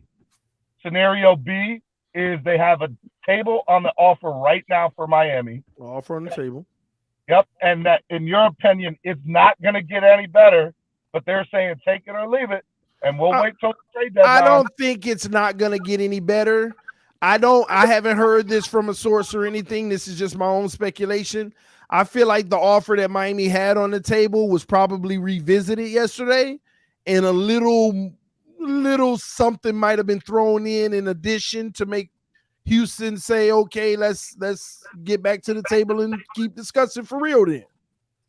Because and I don't know what that is, but say the original offer was 3 firsts in a second. Okay. And Houston was balking at it, because all you hear is Houston's balking at a specific offer. Houston's balking at a specific offer. I don't know who that was. I'm thinking it's the Dolphins, but I don't know. I haven't heard. But now they come back to the table today and say, or yesterday, and say, we got those 3 firsts, but we'll make it 2 seconds. And Philly's like, okay, now we can talk. How about you add a third in the negotiations are there? Mm-hmm. So I don't know. All right, so one more scenario. Scenario C is trade deadline comes and goes. They go into the offseason, and Houston gives 0 fucks. Sorry for cussing. Gives 0 fucks. Yep. And says, we'll sit you next year. You're going to go where we want you to go. You're not going to play for the next 3 years. There ain't no way in hell Philly going to pay that man $35 million. And Deshaun Watson would welcome no abuse on his body, vacationing every week with his girl, getting $35 to $40 million of free money. They would be the laughing stock of all owners in the NFL. Man, it ain't even possible. that ain't even an option, Steve. Did you see it? Did you see him? I'm just saying, according to everything we've discussed, those are the only 3 options on the table. No. Number 3 ain't even an option, bro. It's not an option. They can't. That's not even possible. Okay. Did you see him on that boat in Miami a couple weeks ago? By the way, just for the record, I said it was a stupid scenario when I first laid it out there about 20 minutes ago. I'm just saying, you're telling me what I'm hearing from you guys is there is no other scenario except the first 2 and maybe the 3, but the 3 is outrageous and would be stupid. Well, it ain't even outrageous when it just wouldn't happen. Paying a man $35, $40 million to, like EM just said. Did you see him on that yacht a few weeks ago in Miami? Is there any other scenario that could happen that I have not said? Not really. I mean, yeah, because the only other scenario to the Steelers, and I thought that could be quietly our biggest competitor if they tried to swoop in, since Roethlisberger is pretty much going to be out next year. But I don't think they have the capital to take on a Deshaun contract anyway. So let me ask you another question, TD, from Miami's standpoint. Why would Miami, at this point, knowing that Deshaun is the only Miami's the only place Deshaun wants to go, not go in and say, you know what? This is our offer. This is the best you're going to get. Take it or leave it, whatever. Because that's what they've done. Okay, I'm asking you, at this point, are they, because we're 1-5, all the alarms are going off inside the building? They're saying, we got to do this and we got to do this now because they want to make a playoff run this year? No. So why do it then? Because Watson, I just already explained this tonight. Trading for Watson isn't about this year. It ain't even about next year. It's about securing a top 5 quarterback for the future, period. I get that. I get you. My question is, if Miami's the only place that Deshaun Watson's going to go, and there's no argument, no way fans or bust about it, why would the Dolphins not say, screw the rest of this year, we'll wait till the offseason where we can get them cheap? Well, maybe that answers the question of why we didn't do it yet. No, because if you take that, you can't. you can't just guarantee. I mean, this is a fluid situation, bro. You don't want it to go into the off season. Exactly. Deshaun, that would be a Dolphins thing to do. Like that. Deshaun Watson is a chance he might wake up one day and say, you know what? All right, look, put this team on that list, put that team on this list, and put that team on this list. And all of a sudden, that changes the everything from a Dolphins perspective. So, no, I don't, And there's more to it, too. There's a lot of incentive to get it done as soon as possible because Houston can wait to the offseason, but what if, you get some bad news with the legal situation? Mm-hmm. So there's different. It goes back to the game of chicken. Everybody's playing the game of chicken. That's all that's happening, but you know what? The Miami Dolphins aren't fazed by it for the simple reason they got a quarterback right now that they at least got time to live under the preference of he's developing. And what if, and I'm not saying that I agree with it, but what if those stories are correct about the Dolphins are just, those reports that are surfacing about them they're being out on Tua Tagovailoa. Like he's gone, like they don't want him. That's what Reason texted me a little while ago. He said he heard the same thing, and the next thing you know, he sent me another tweet. And Pro Football Network, Pro Football Talk, all these other these platforms are reporting that from what they're hearing, sources are that there's a portion of our front office that are out on Tua Tagovailoa. And see what I would argue at that point is the real question then goes into Stephen Ross's hands of who do I want to keep more? Do I want to keep Flo or do I want to keep Greer? Because what I have heard over the last 2 weeks is that Greer wanted him and Flo didn't. So then it goes into the point of if that is the case, Stephen Ross has got to pick his horse. He's either keeping Flo or he's keeping Greer. Well, I believe the report that Stephen Ross. I do believe the report that Greer wanted Tua because Rich Eisen dropped that story in 2018 that he was told at draft that year that if the Dolphins had an opportunity, people close to Chris Greer said if they had an opportunity, they were drafting Tua the year he came out. So Greer flew to Alabama multiple times to go. He did. So I do believe that is the case that Greer, that like the Tua pick was, a Greer move, and I do believe the report about Flores wanting to go in another direction.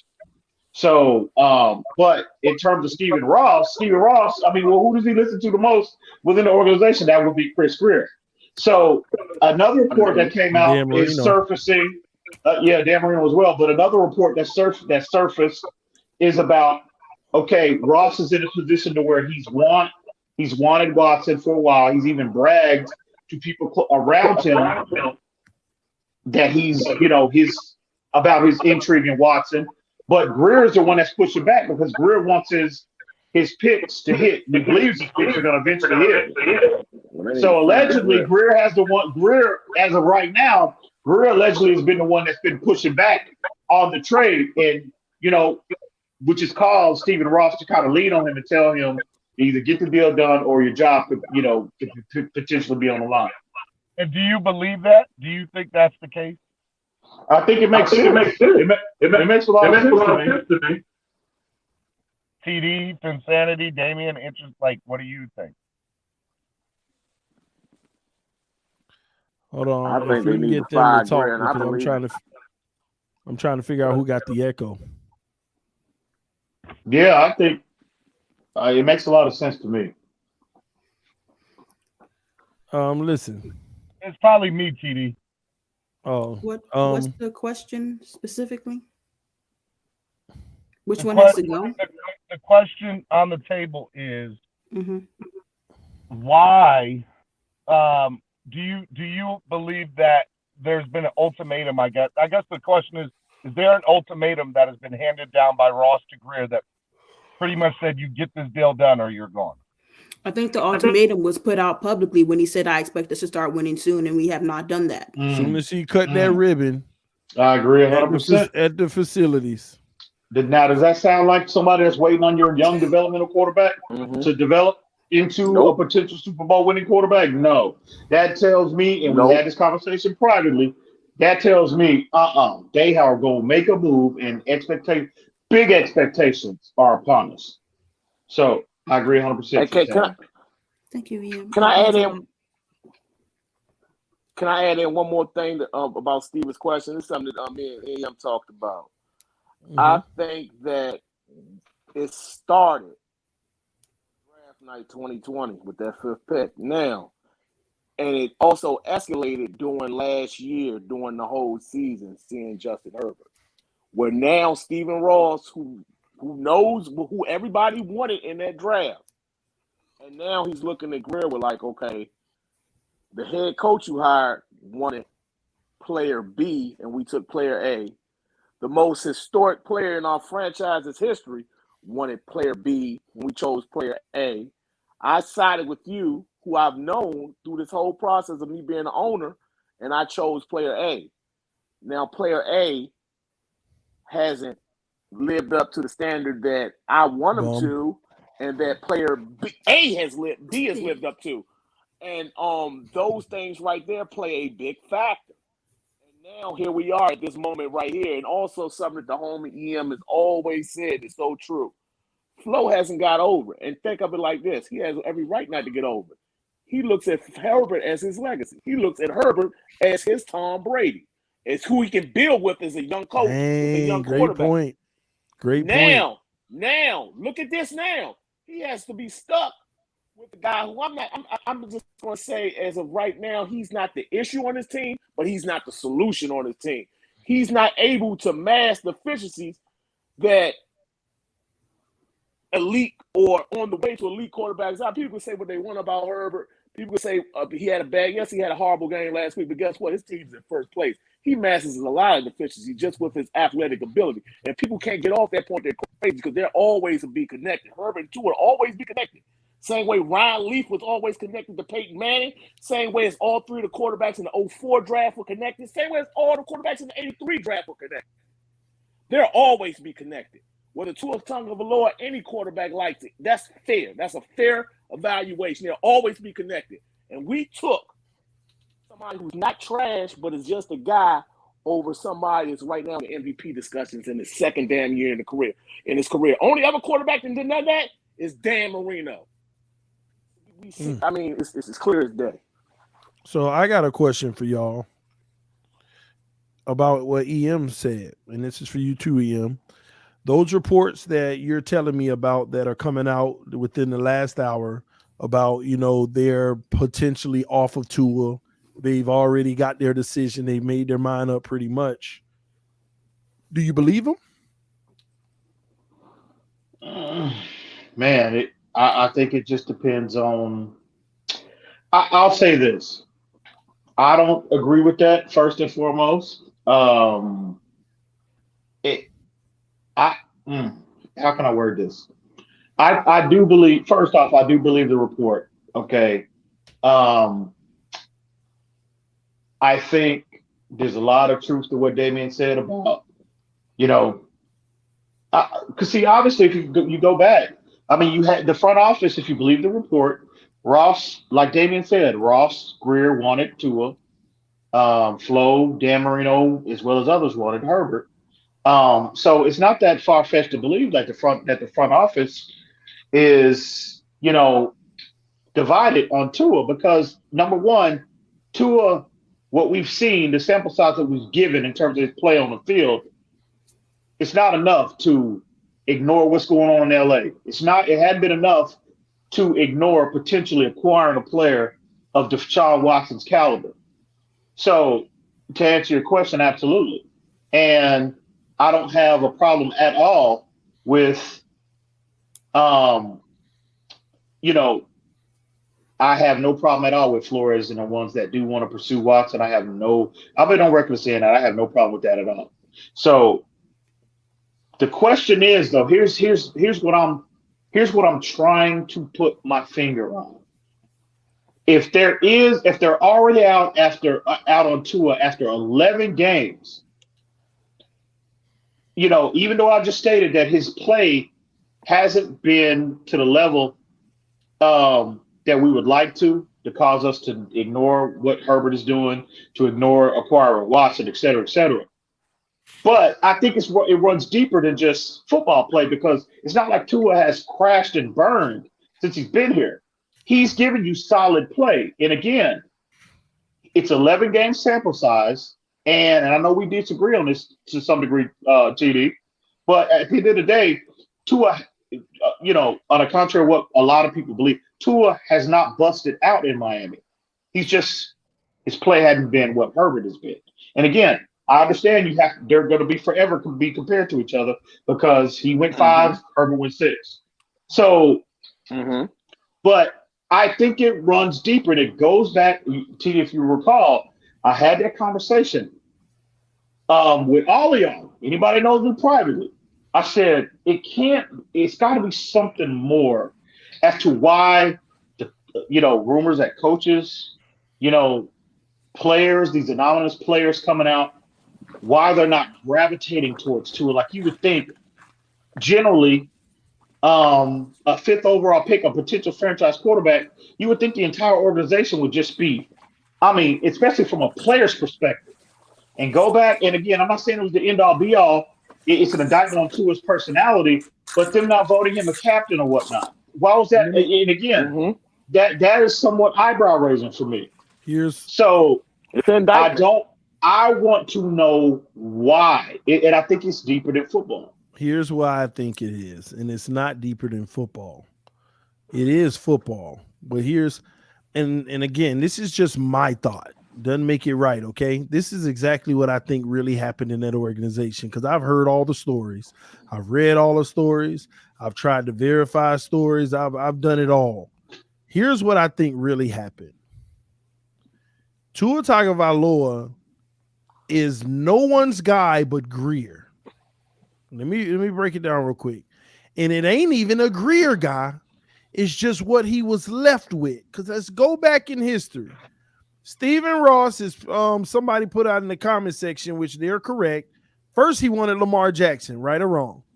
Correct. Couldn't get him. And then before we got Tua, who did he want? See, we keep forgetting about this. It wasn't Herbert. Joe Burrow. It was Joe Burrow. We had the green light to go up and trade for number 1, give up all the assets to go to number 1. What did Cincinnati say? No. That's what Stephen Ross wanted. And at that point, I personally believe, because none of them believed that Herbert was the guy but Flores and them, but I feel like this is where it got to a point where Flores and Greer butted heads, because Ross, I believe, washed his hands of the situation. And Ross basically said, just find my freaking franchise quarterback. No matter how you do it, trade for a franchise quarterback or going to just find my franchise quarterback. So when we couldn't get Burrow, who did they want as the franchise quarterback? See, you got to remember this order, ladies and gentlemen. Who was it, EM? Who was it? Any of y'all? Do you remember? They wanted like Teddy, right? Teddy Bridgewater. Oh, yeah. Teddy turned us down. Look at how many options. And Teddy wasn't coming to be the bridge. Let's get that straight. Look how many options we went through before we decided Tua. Look how many options we went through before we decided Tua. I don't know, TD. I think Greer wanted Tua from jump. I know. Well, Greer may have wanted Tua from jump. But at the same token, they wanted to go with a proven guy, because I know Flores was trying to put his foot on the issue. And when all else failed, they wanted 3 different quarterbacks, failed at all 3. And what did they end up doing? Somebody said that in the comments. Tyrod too. What happened? Tyrod was an option too. No, somebody said in the comments Tyrod too. I remember they were. I remember that too. Oh yeah. I remember that too. Yeah. You actually right. I missed that one too. You are correct. Soren put that in the comments. We went through 4 guys over 2 years that we were. Over years that we wanted to get. And when all else failed, Greer may have wanted Tua, but he was never the first option. And especially when you think about coming off of a hip injury and all of that, they had other options that they preferred over Tua. But you didn't secure a single one of them. So for the record, I do not think the number 5 overall pick was supposed to be Tua, nor Herbert. But that's where the dissension probably started, because Greer said, hey, if I can't get any of those guys, I'm going to grab Tua. And Flores said, man, you better get Herbert. Dan Marino said Herbert, but whose decision is it? Well, I don't think it's a Stephen Ross thing anymore. I know we keep throwing out Greer and Ross wanted him.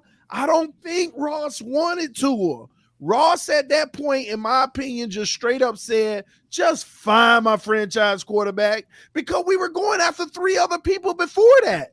You think Ross like, get me Burrow, you couldn't get him. Then get me Teddy, you couldn't get him. Then get me whoever the other, Tyrod, you couldn't get him. All right, well, get me Tua. Ross ain't finna keep going. I just don't think Teddy Bridgewater would have been brought in, bro, to be a franchise. He'd have been a bridge, in my opinion. Well, okay. Tyrod Taylor would have been a bridge as well. They weren't bringing those guys in and gonna make them the franchise. I don't know. Well, that's speculation, because right now, I mean, at the end of the day, you could argue that some of them are better options. Well, I mean, yeah. I'm not trying to be funny. I'm just saying you could argue it, and I'm saying argue just to be I hear fair, you. to be generous. well, they're similar. They're similar. Him and Teddy, on the trajectory of right now, what Tua Tagovailoa is, they're similar. They're both going to manage the game well. They're not going to kill you, but they're not going to mass and be a force multiplier where they mass deficiencies and take you over that hurdle. Everything has to fit around them perfectly, and they won't blow it for you. Like you can get there, like you have to have a setup like San Francisco had with Jimmy Garoppolo. And right now we don't have the pieces to do that or the patience. So and let me keep going down that road. Let me keep going down that road for y'all now. So now you draft Tua, right? If what I'm saying is true, it explains everything with Flores. Flores, like, we got a guy I didn't want. There were so many other options I wanted, and we still couldn't secure. I'm not finna just get his kid anything. And best player is gonna play. Who won that starting job? Ryan Fitzpatrick, right? Mm-hmm. Nobody can tell me that Brian Flores made the decision to start Tua Tagovailoa in week 6. I would agree. No, I agree with that. That was not 100%. Brian Flores. Matter of fact, Brian Flores was mad that he wasn't even able to communicate that defense first. And that's caused a decision with him and Chan Galley. Well, him and Greer as well. Because that kind of call, that call would have had to come from Chris Greer. Because Stephen Ross is pretty much hands on. Of course it did. Chris Greer said, start Tua next week. Flores, they probably had it out, but at the end of the day, got to do what the boss says. And that's when that locker room got turned upside down. And you heard all the rumblings coming out of the locker room. Players speaking their mind. And most of the players that spoke their mind ain't on the team no more. So indeed. Sure enough. And then you come into this year, them players ain't forgot that. Not only did they not get that, they really don't view Tua as the leader. You heard Myles Gaskins? You hear these guys? They ain't only two quarterbacks in the NFL that wasn't captain. It's him and Zach Wilson. TD, I was telling, like, right before we came on, I was talking to Dame, and Omar Kelly, it was last week or whenever the last time he was on Big O's show, he said something that was interesting, and nobody picked up on this. And it's like he didn't mean to say it, but he blurted it out. He kind of referenced about Tua not liking to be coached hard. And I don't know if anybody saw that show where he said that, But that's the first time I have ever. And again, I don't think Omar meant to put that out there. I think it just came out. Well, That is the first time I've heard anyone publicly state, state anything remotely about Tua's, his work ethic, how his relationship with coaches, et cetera, et cetera. well, we got some evidence. We got some evidence. Do you remember? What's that? Has everybody forgot when Flores barked at him and he barked back? Yeah. I know it was so subtle. It was mentioned, and then we stopped mentioning it. Mm-hmm. We said, "Hey, man, Flores got all on Tua, and Tua started like barking back in camp." And it was like there as a story that day, and nobody ever discussed it again. Let's not forget that. Mm-hmm. I'm not saying that's the case, but there's a little bit of evidence to that because even the beat writers wrote about it, but they didn't even bring it up anymore. So for Omar to say that, and again, like I said, I've never heard anybody mention anything remotely close to that about Tua, his relationship with coaches. He's always been from what my research, he's always been a yes man. And for him to say that, and again, I think Omar didn't mean to say that. It just came out. But you don't just say that. Right. But he didn't elaborate on it. He just kind of quickly tried to shift the conversation. And Big O didn't ask him to elaborate it. See, I would have asked him, bro, what do you mean he don't like to be coached? Or what's going on now? He would have had to elaborate on that if it was me. Bro, my bad, Steven. So question. I don't know, man. Question, EM. Because you just brought up a good point, homie. Think about this. And Sandy, I want your opinion on this too, because you're a Bama fan. So the year when Tua was officially the full starter, he got benched in that playoff game, correct? Correct. Jalen Hurts won it. They let Tua come back. And then y'all got obliterated in the national title game by Clemson, right? That is factual. Why was he benched? A little rattled off. We were down big on Georgia. Like we couldn't move the ball, we couldn't score, we couldn't do anything. Georgia, I knew why. I just wanted to ask. Georgia's always played Bama tough. I mean, that's why it's last game of the season every year. But anyway, keep going. So in other words, Tua was playing like a bum, ladies and gentlemen, on the big stage in college. Stop. Because I'm just wondering about that. No, coach tough like this. Did that rattle? I'm not trying to troll or nothing. Did that rattle him?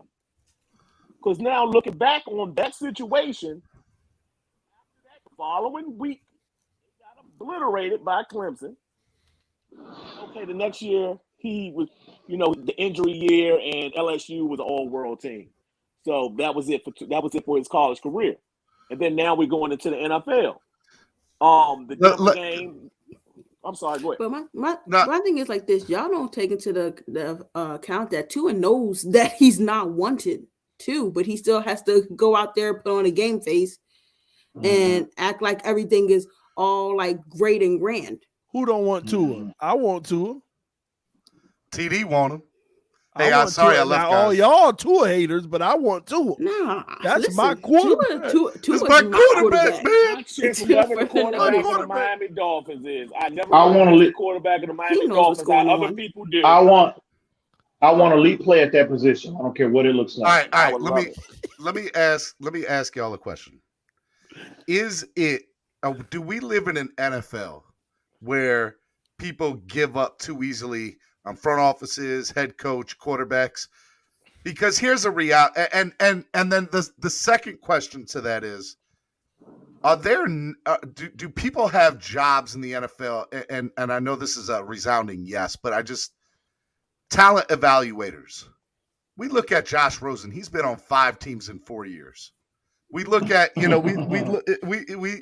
I just use him as the example. Maybe he's the bad example on this channel, but still. It all goes back to Rosen. Go ahead. But still, I find it funny that, Illuminor obviously was a really good talent, but we let him walk after the first round of cuts. So I don't understand why I don't understand why the NFL seems to do this, because here's a reality. We haven't given Tua a real shake, a real chance. Now, I am of the sound mind of we have tried everything in this franchise. Define real chance. Define real chance for me. Please. I mean, you mean because you want to let him go back in after hurting his ribs? I'll be real. I think everybody deserves 3 years. I think everybody deserves 3 Josh years. Rosen And if Arizona did that, they'd still be stuck with Rosen while Kyler Murray's balling out on another team. But obviously they knew something in Arizona, right? Like So they knew like Kyler Murray was better. coaches might know something in Miami. I get that, but like let's get something straight. With the exception of 3 people, Russell Wilson, Aaron Rodgers, and Deshaun Watson, are you giving up anybody else? Like Patrick Mahomes, obviously, but he's not on the trade block. So anybody reasonably available for a trade or somebody that's coming out in the draft, there's nobody else I really think that I would want would be available. I would agree. So it goes back to what is talent evaluation in the NFL. When you go look at Cleveland, they fire a head coach after 1 year. He hadn't had no shot, no chance to do nothing. So what's the point, Steve? Yeah, I mean, look, because here's a reality, right? If you're looking at Flo was coach of the year candidate last year. He was number 2. And now 6 games later, we're ready to fire him and get him out the door. Who ready to fire him? I'm not. You're trying to fire I'm not. I mean, if you're going to fire Flo. That ain't nothing but the 2 Nears looking for their scapegoat. Yeah. Well, then go to Greer. Go to Greer. What's the deal with Greer? Oh yeah, Greer should go. Greer needs to go, but he's about to save the day by pulling off a trade for Watson and Thompson.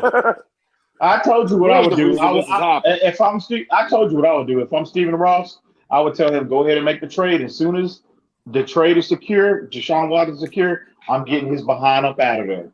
And I'm going to slide Marvin Allen right in his position temporarily. And I'm going to give them both. But there's no incentive. 1 year to right this wrong. There's no incentive for Greer to do that if that's the case. But can I make? Well, you don't need Chris. You don't need. Well, okay. Well, then you don't need Chris Greer to sign off on a trade. The owner has to sign off on it anyway. So you don't need him to do that. I'm just saying. That's what I would do to Chris Greer because I'm so frustrated with him if I'm Stephen Ross. He's gonna bring Watson and Tunsil back. Now I know about Tunsil's coming back. Isn't he on IR right now? I love TD, but that saves his job to me. If he brings both of them, I'd be open to that. I'd be open to that. If he brought Tunsil back, it would be the funniest thing in NFL. Can we afford both of them, TD? Yeah, we would next year.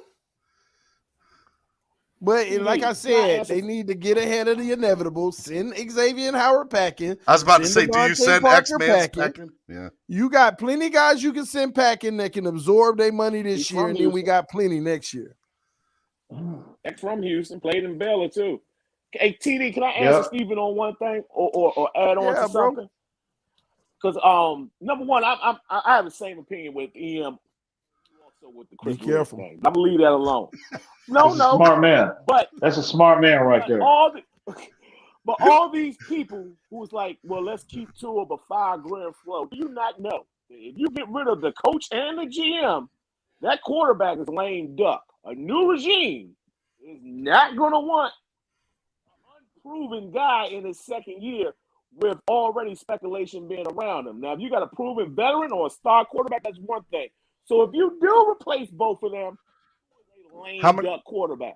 That's fact. So people don't think about that or add that in the equation. How many offensive coordinators or head coaches has Baker Mayfield been through so far in the NFL? I'm gonna give you a prime example. I'm gonna give you a prime example, Steven. Yes, that is true. But right now, Justin Herbert is on his second OC, and they're leading in the division. He shredded up the league. If you got it, you got it. You can overcome that shit. Because Damian, obviously, Justin Herbert's a game-changing, once-in-a-lifetime talent that we obviously didn't see. Passed up on, and the same thing the Cleveland Browns did in that draft. They took Baker. They took Baker one. Who else came out in that draft with Baker? Josh Allen, Lamar Jackson. Exactly. They did the same thing, and Tua is basically the same type of guy. You need everything good around him. He's accurate, and that's it. You have to have elite physical traits these days in the NFL to be able to master efficiency and to be able to be physically gifted to outplay these defensive minds and scheme and focus on taking away those type of things. And Baker Mayfield, and as of right now, Tua Tagovailoa is showing Baker has everything around him and still can't get it done. Damian, were you of the mind before the season started that this team was a 13-12 win, 13-win team? Possibly. With my home hat on, yeah, but I've discussed with people probably the problems I had with the run. I mean, I need people on this panel to be honest. Was there anybody thought that we were going to lose less than 10 games? Nobody thought that we were going to lose, or that we were going to win less than 10 games. I thought 12 would be the ceiling. No, I thought that I had two predictions. One of them was 14-2, and the other prediction I had was 5-11. Because 5-11, if Tua was our starter all season, and 14-2 because I knew they were going to trade for Watson in training camp, but it didn't happen. 14-2. Well, you know what I mean. Well, 14. Yeah, I got you, TD. I'm messing. That's still better. But yeah, I had a 5-12 with the expectation that Tua would be all year. Get him. You said what, Em? Get him, Cincinnati. Get him. Don't let him off the hook. I think even on Steven, I was, saying 10-7, 11-6 best case scenario. I didn't have us losing to I had us either winning against the Raiders and losing against the Colts or vice versa. Like I had us fairly 500 going through this. And then in the back end of our schedule, of course, I didn't give the win to the Ravens because we have to prove it.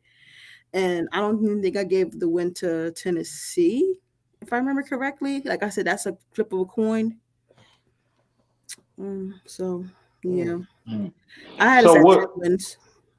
But making the playoffs. But my point was, on paper, this team looked good. So we obviously, as a fan base, I'm not saying everybody. I'm just saying we should have won. I think we look good because of what we thought we saw in the preseason coming from Tua. I told y'all when I got back, if teams play zone all day, Tua gonna have a great season. I told y'all that. I said he made me believe in him. As long as teams play zone all day. So let me ask y'all this: if Tua played, would we be 1-5 right now? If he hadn't gotten hurt?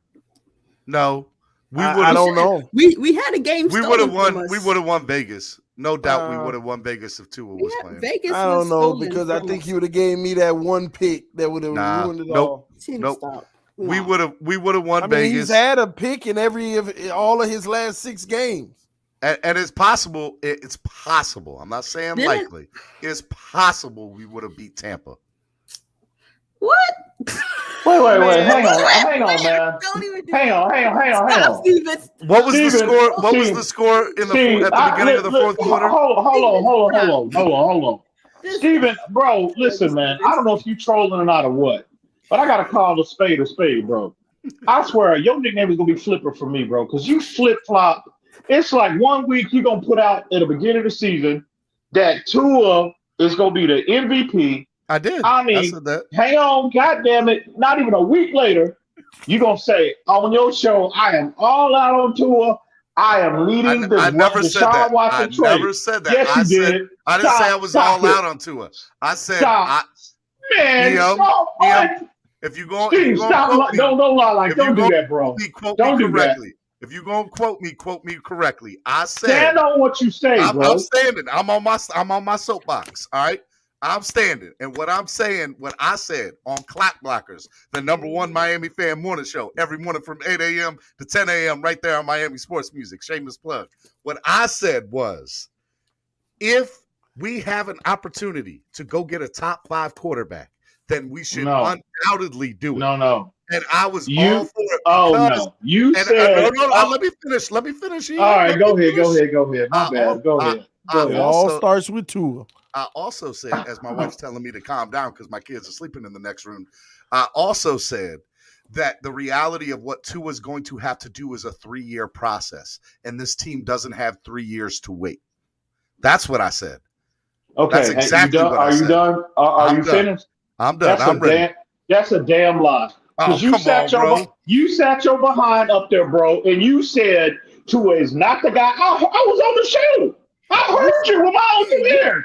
You said he was not the guy. That's what you said. And you said, I am now heading you, Esteban, and Damien, and it was somebody else too. Y'all were saying, choo, choo, I'm leading the Deshaun Watson train now. Tua is not the guy. I asked you specifically.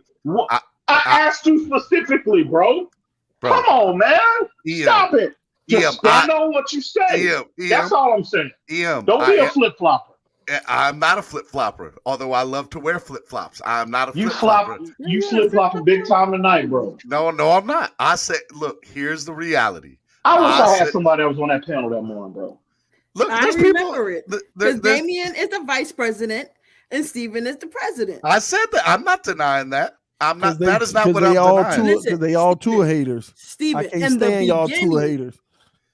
No, in beginning, Steven was all on Tua.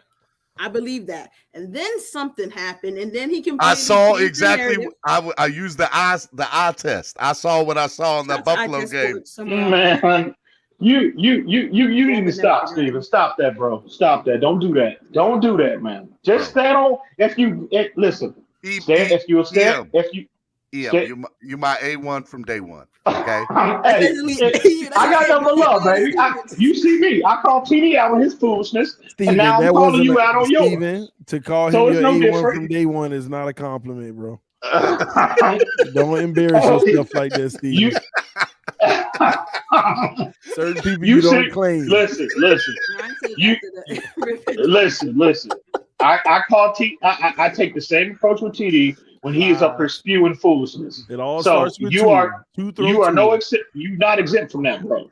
So stop. Just stand on what you say, bro. Stand on what you say. That's all I'll say to anybody. I'll say this: whoever is repping the Miami Dolphin uniform, I'm repping for. Now, I believe that Tua has the opportunity to be a good quarterback in this league, but it's going to take 3 to 4 years with the right player development surrounding him and coaching him. We do not have the development in our building right now, and we do not have the talent around him to help him. So here's what will happen. Mark my words. Tua will get traded to a team that can do that, and he will be a really good quarterback and possibly one of the best in the league. But he's not going to get that with this with this coaching staff right here. He's not going to do it. No argument. I hope there's no argument on that. Tua ain't going to get that with anything because ain't no top team trading for him. What are you talking about? It's the same thing with Rosen. Tua's gonna end up in Pittsburgh.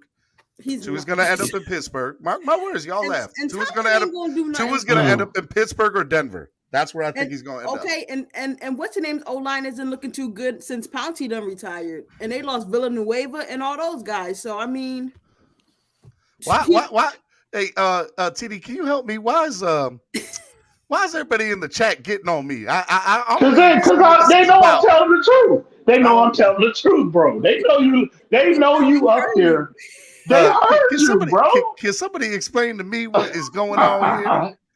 Because they know I'm telling the truth. You bro. Say EM was your day one and all of that. Oh, that's what it is. I'm myself. That's just my mama told me I should associate myself with certain people. So my thing, at least, I'm just saying that's just me though. You know, it don't matter what your opinion is. It can be totally contradictory to mine. Just stand on it, man. Don't be up here flip 1 week saying one thing on this platform. Go to not just you, Steven. I'm saying a lot of folks do that.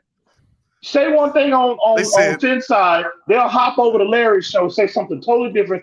Come on TD's platform. Antonio Gonzalez says I'm the Paul Pierce of the panel. Get out of here. Get out of here. Ain't no Paul Pierce or nothing. I mean, just flopping around, bro. Come on, man. It all goes back to Tua. Dolphin Don says I'm being logical. Thank you, Dolphin Don. I appreciate that. Man, get out of here. Dolphin Don just saying that because he's a regular. He shows up on your panel. What? 3 times a week. Leave my man alone. Don't be hating on my man. Tell the truth, Dolphin Don. Tell the truth. Don't kiss this man behind. Don't kiss his behind. He know he's flopping up here. Dolphin Don He know he is. Look, even Lakers all day. Even Lakers all day says I'm right. No, Stephen EM's right. Never mind. He didn't say I'm right. He said Lakers all day need to worry about Russell Westbrook. EM is the jelly to Stephen's Lord. peanut butter. Yo, they going hard in the chat right now.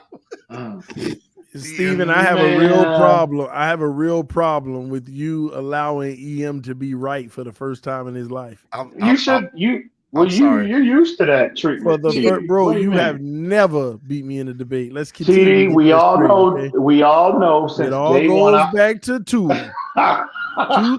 two throw, See, Tua. here's the difference between me and EM and TD and Finsanity. See, I'm the point guard. I make the play work. I distribute the ball. So people like TD Finstalk. TD, drop that link for Lakers all day real quick. Drop that link real quick. Let him come up here because I'm the point guard. TD's the center. He's the 5. He's like Shaq. He be dunking it. And EM's like the power forward. He's like LeBron. And Finsanity's like John Starks. She like John Starks. Starks for 3. Out of everybody in the history of the NBA. Oh, see, but I tried to give you a Nick. I was trying to be nice. I'm a Spurs Heat up, fan. baby. Exactly. Don't give Spurs me no up, Nick baby. fan. Don't give me no Nick Spurs fan. I'm up. a Heat fan. Listen, We don't Spurs rock up, the baby. Knicks. Pete Spurs has a really good point, and EM need to read the screen. Thank you, Pete. I knew that was coming. My energy hasn't changed. Yeah, it's Stop it, definitely Pete. changed. Stop it, Pete. It ain't changed. What anybody with an ounce of football knowledge, I don't care. A player that was drafted in 2020 and is giving you a 11-game sample size, everybody and their mama would make that trade for Deshaun Watson. I am not moving off of Tua for anybody else. Chase other than hang on. Other than Deshaun Watson, stop that, Pete. Stop, bro. Just keep it. Keep it 1,000, bro. Stop. Chase says EM smokes TD in debates. I was just reading what somebody was writing. Facts. I was trying to help you out. Who said that? Who said that? Chase Johnson. He about to get blocked, Facts. right? Oh, Chase must be one of them people that be in EM dreams with Tua. Facts. Did you miss Mascot Work Super Chat? He keeps saying, read my Super Chat. I put it on the screen. I ain't reading that trash. I tell you, Pete, you need to stop, bro. I've been trying to really be cool with you lately, man. Come on. I ain't, bro. Pete I've been disappeared. real. I was just finna put him on the show. Come on now. Come on now. Receipts. Look at Marty. Marty said I can't. Marty said I can't Rosen. say. Marty says I can't say if Steven is or not, but a lot of fans been flip flopping. I don't even want to think about this team anymore. I just go off what I see. I ain't mad that I test. Oh, don't worry about it. A lot of them. No, I'm finna call them out. A lot of them been flip flopping. Now they trying to ease the situation. Yeah, you know, if we get Watson, I understand, but you know, I don't want to hear none of that. Now people want to run around here on microphones trying to ease the blow just in case Watson comes. Nope, keep the same energy y'all tell us to keep. Hey, my energy is consistent, bro. I have my. You might not like EM. You might not like EM. You might not like my style, my attitude, my delivery. 420 Fuego says TD wanted Rosen. I have receipts. Sure did. Two goals, baby. Hey! I tell you, I gotta say this again. This is a highlight of my life. I gotta be honest. Y'all one better. Rosen probably would have got us 3 wins in the first. Hey! Check this out, Steven. Check this out. This will go down as a. Yeah, man. Did So, you just what? Yes. Need a goat. Yo, I'm crying, yo. Leading up to the. He not even realize he's being kicked off. you Don't realize. even realize it. Really, bro? Really? Okay. Yeah. He love me. Oh my God. Ian, finish what you were saying. That's cool. Finish what you were saying, Ian. He don't. The real ones know. They got the receipts out there. The receipts out. Has never They been know. in a debate. Never. The power of. Oh man. He am trying to give us wisdom and you. Lakers all day. Is that Lakers all day? Yeah, what's up, man? How y'all doing? What's up, man? What's up, bro? What's going on, man? So first of all, let me get on Finsanity first. How about my Lakers first, okay? Oh, The reason why we lost. Yes, I you didn't did. say I heard nothing. you. I You didn't. talk about my Lakers. Lakers. I didn't say nothing. I said about Westbrook. I didn't say about the Lakers. I Spurs said up, about baby. Westbrook. He's on. I said Spurs about up, the Lakers. baby. I said about Westbrook. Okay, but I know that. I heard you too. But listen, he's on my team now, so you know what I'm saying? I gotta defend him, right? Okay, so let me talk. I got you. So look, it wasn't okay. Look, I know that Westbrook was doing bad that game, but in the fourth quarter, it was on the coach. He had like the wrong roster. Okay, that's first off. Second of all, EM, you are right about Steven. He was a flip flopping. Okay, Lakers. Yeah, you be on my channel almost every morning. What's up, bro? Hold on. I remember. Okay, look, this what happened. I think TD was on your show, right? So look, I think TD put like a press conference of Deshaun Watson, right? And he was talking about the Deshaun Watson defense, the Bills defense. Yes. Right? And then after that, when you saw that video, that's when Steven was like, I am the Deshaun Watson president. You know? Like that. And didn't he ban us? Didn't he ban us prior to that? To stop not to bring up Deshaun Watson's name on his channel. Didn't he do that? I don't know anything about that. Oh, okay. I said it. Okay. I just want to make sure. I just want to make sure. I just want to make sure. Lakers all day is absolutely 100% without a doubt A1 correct. Okay. I just want to be. What I will say for Lakers all day. Okay, go ahead. Is how you gonna come up on somebody else's channel and put me under the bus like that? You're supposed to be my boy, Lakers all day. What happened, man? The man, he keeping 1,000, bro. He just keeping 1,000. Keeping it 100. He keeping 1,000. I just don't want you to like flip flop. You know what I'm saying? You gotta keep. Hey, I'm not flip flopping. Here's the reality. So it's true. When TD showed me that press conference, my jaw was dropped. I was like, whoa, that's what a real quarterback should sound like. That's what a real quarterback should do. And I don't think that Tua can't get there. I think he can, but not with this coaching staff. Tua can't get there with this coaching staff. And Tua can't get there ever. No, I'm not going to say that yet.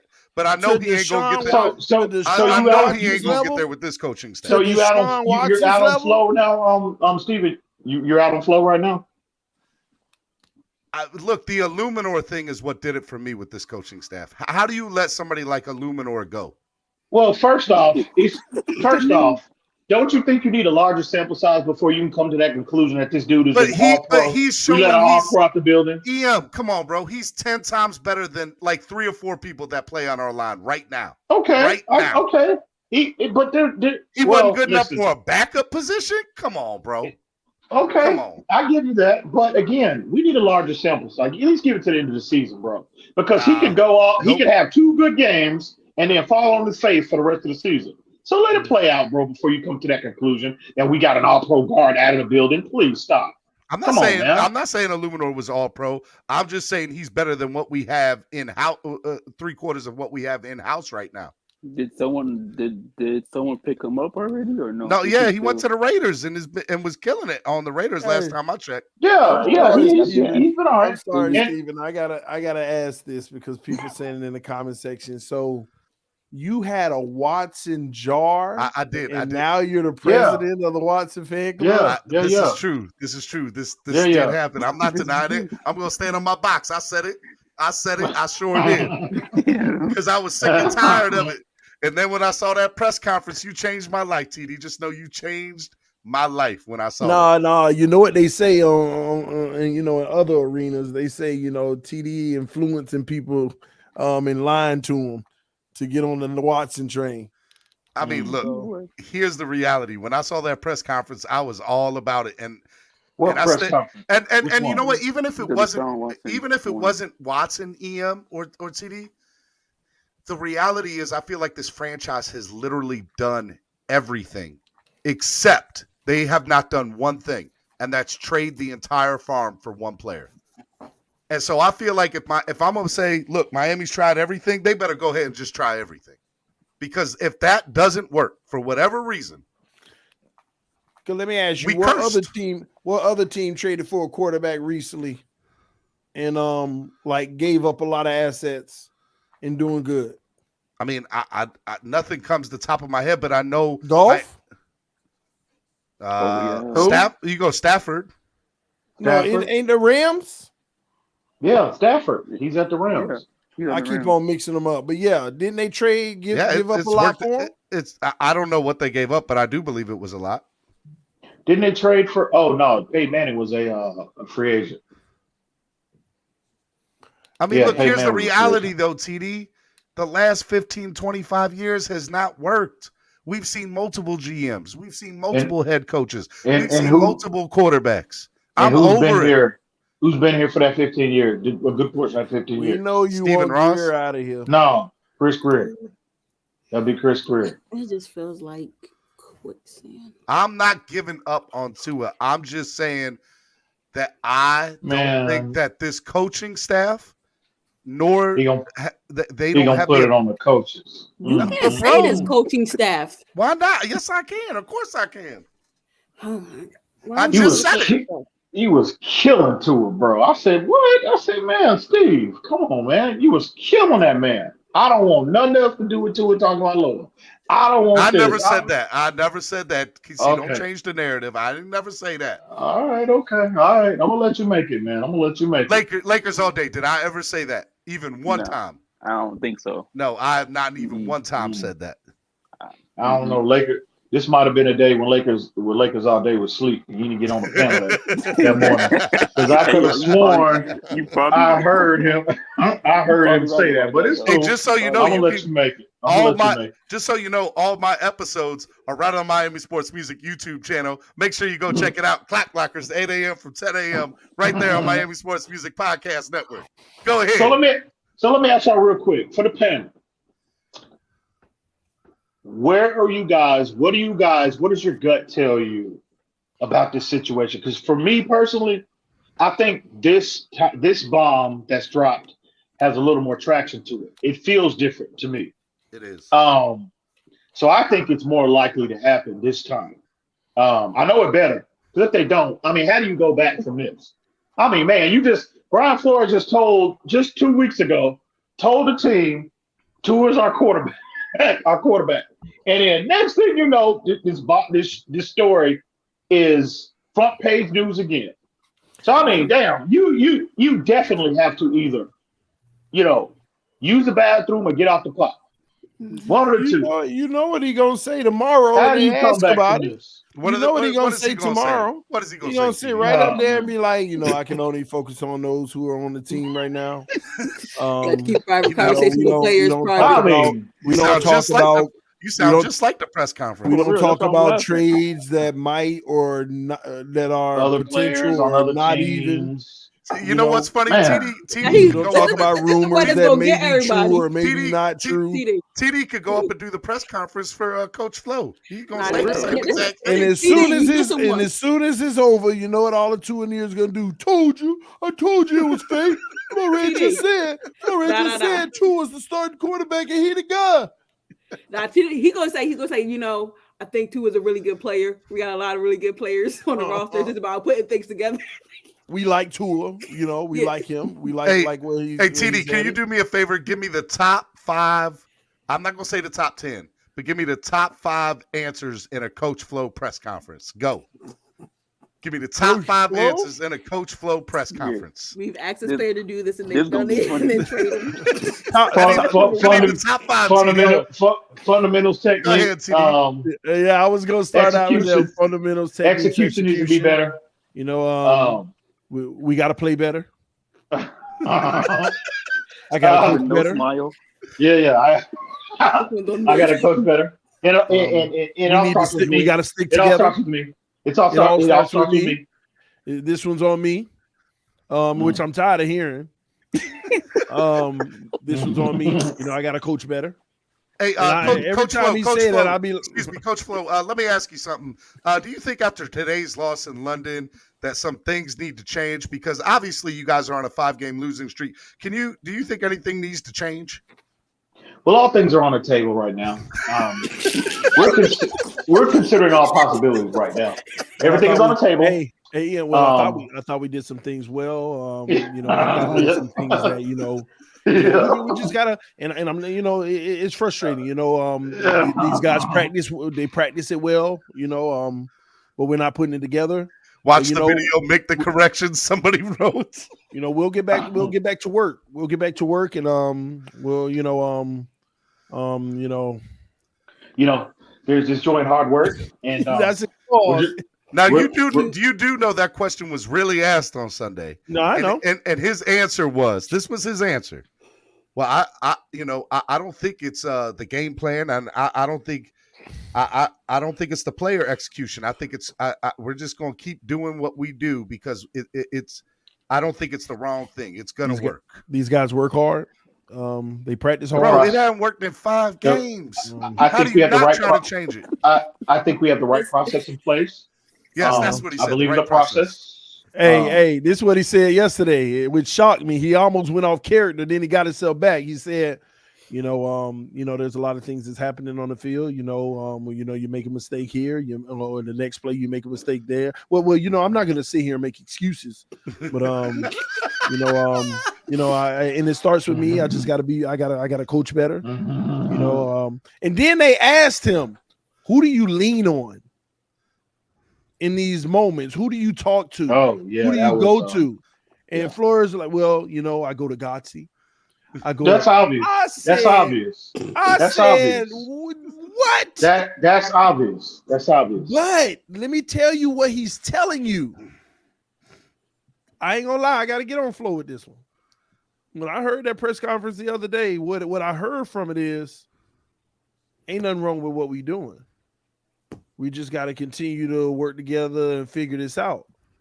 We're putting the right game plan out there. We're practicing it well. And basically he was kind of putting it on the players without saying anything to put it on the players.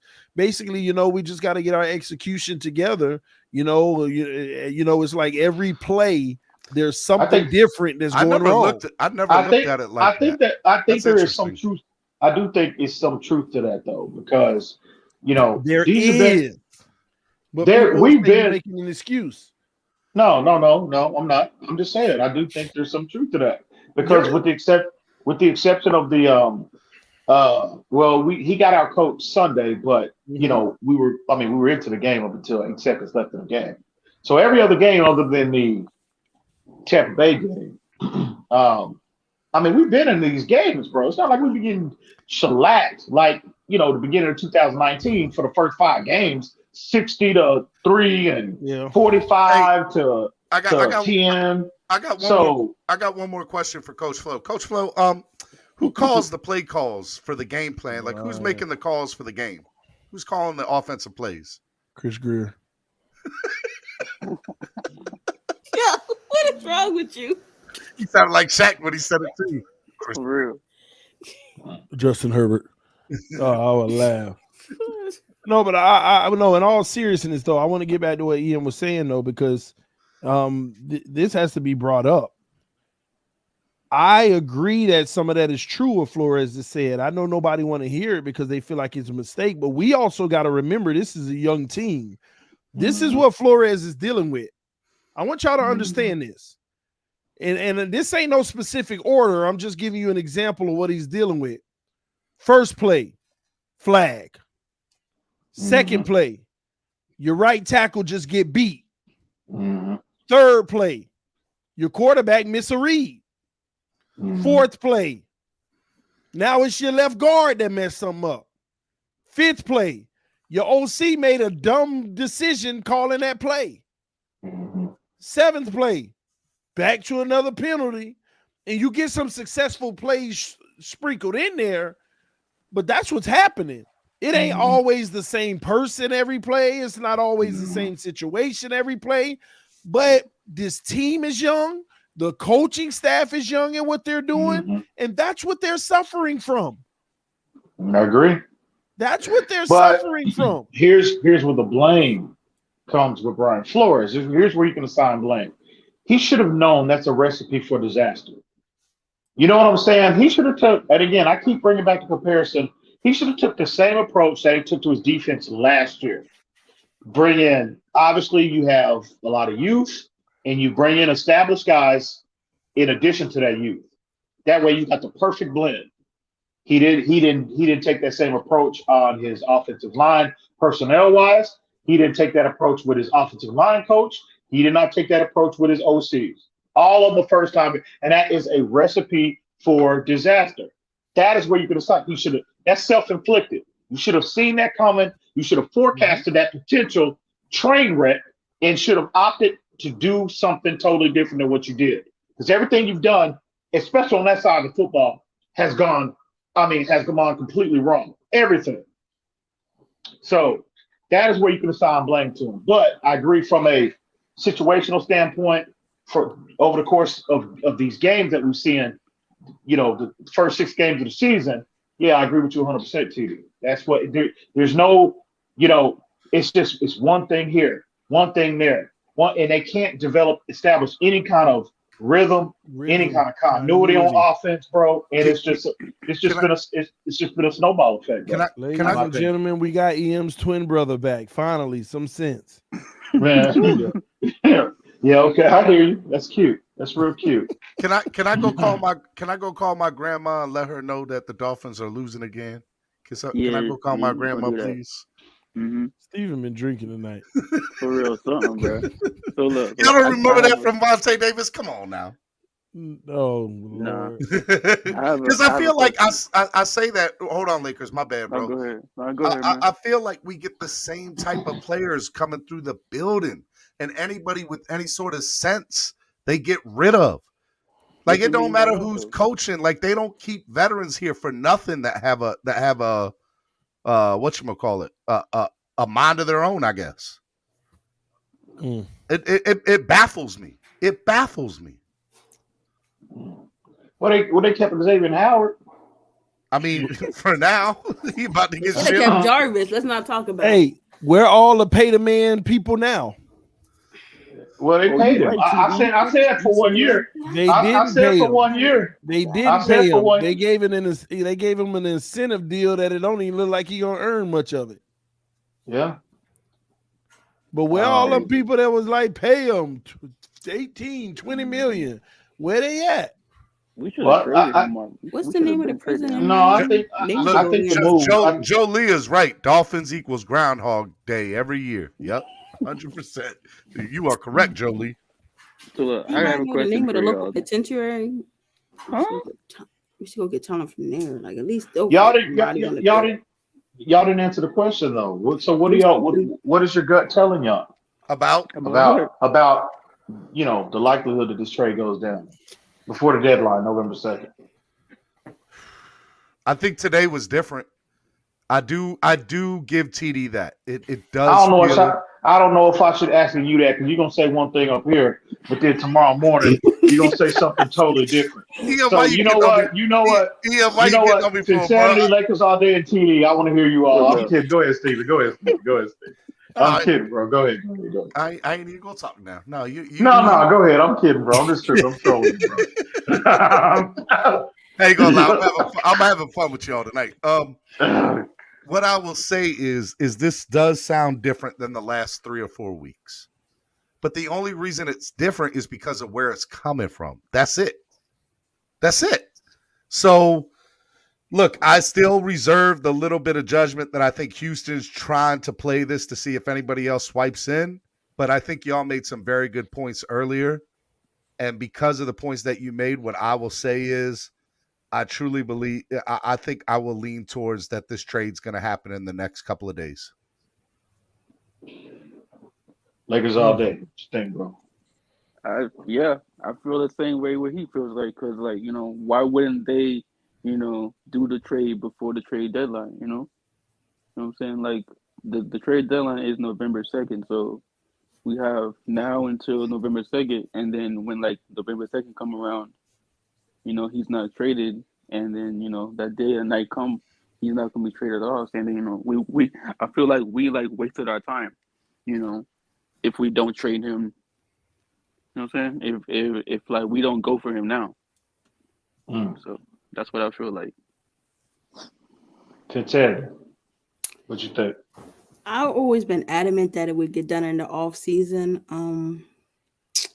I never felt the need to why we necessarily had to like jump the gun with it. I just thought that the Texans were cool with sitting and paying him this year. We were cool with allowing Tua to either help or drop his trade value for what we can get in return. I mean, he's coming off of like a 300-yard game. I guess that's cool. And maybe now you want to exploit that since he's shown something. It really did feel weird to me once I saw it, because normally I ignore everything. Like, as I told you, when it happens, it happens. I really don't care. Right now, Tua is our QB. But something really did feel different about it. And it's like every single time it happens, you have people saying this, people saying that, and all that. But I personally, I'm still going to stick with that it gets done in the offseason. To me, it is very more likely that it does get done before the trade deadline. I wouldn't shock me if they got it done in like the upcoming days or sometime next week. But yeah, that's what I got. I think they are going to try to get it done. And I think the Dolphins are trying to get it done. I think they're done with what they've gotten so far. And I don't think 1-5, what's the name? I think this was all a little bit of a tryout to see what Tua could do. And I think they're still where they were with them. So they're like, let bygones be bygones, let them go somewhere else and see if he can do something there. Because once Deshaun said he wanted to come to Miami, all bets were off. There was nothing Tua could do. Unless Tua went and made it to the AFC Championship this year, which we knew was not going to happen, there was nothing he could do to negate the Dolphins moving off of that and going to get Deshaun, unless Deshaun was somehow in a Houston penitentiary beforehand. Let me ask y'all a question. If this does get done before Sunday, he can't play, right? He can't play this week because he didn't practice. Yeah, that's right. So that would mean we would get QB1 Jacoby. I was about to, you know where I was going with that, bro.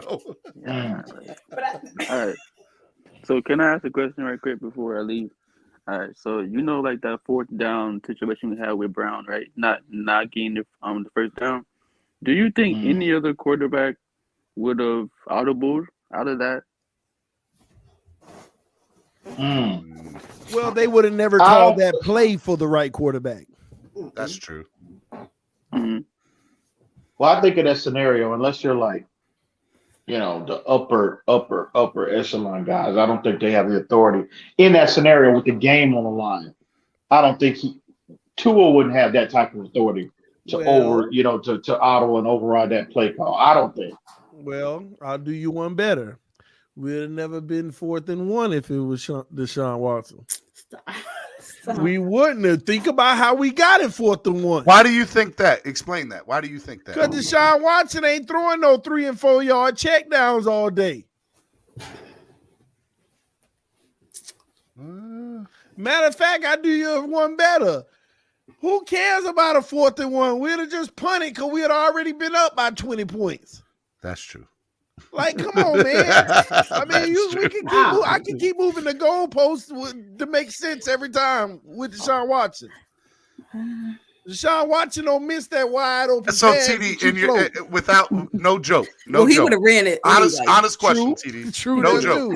If Watson was here from day one, what would be our? I already told you. 4-2.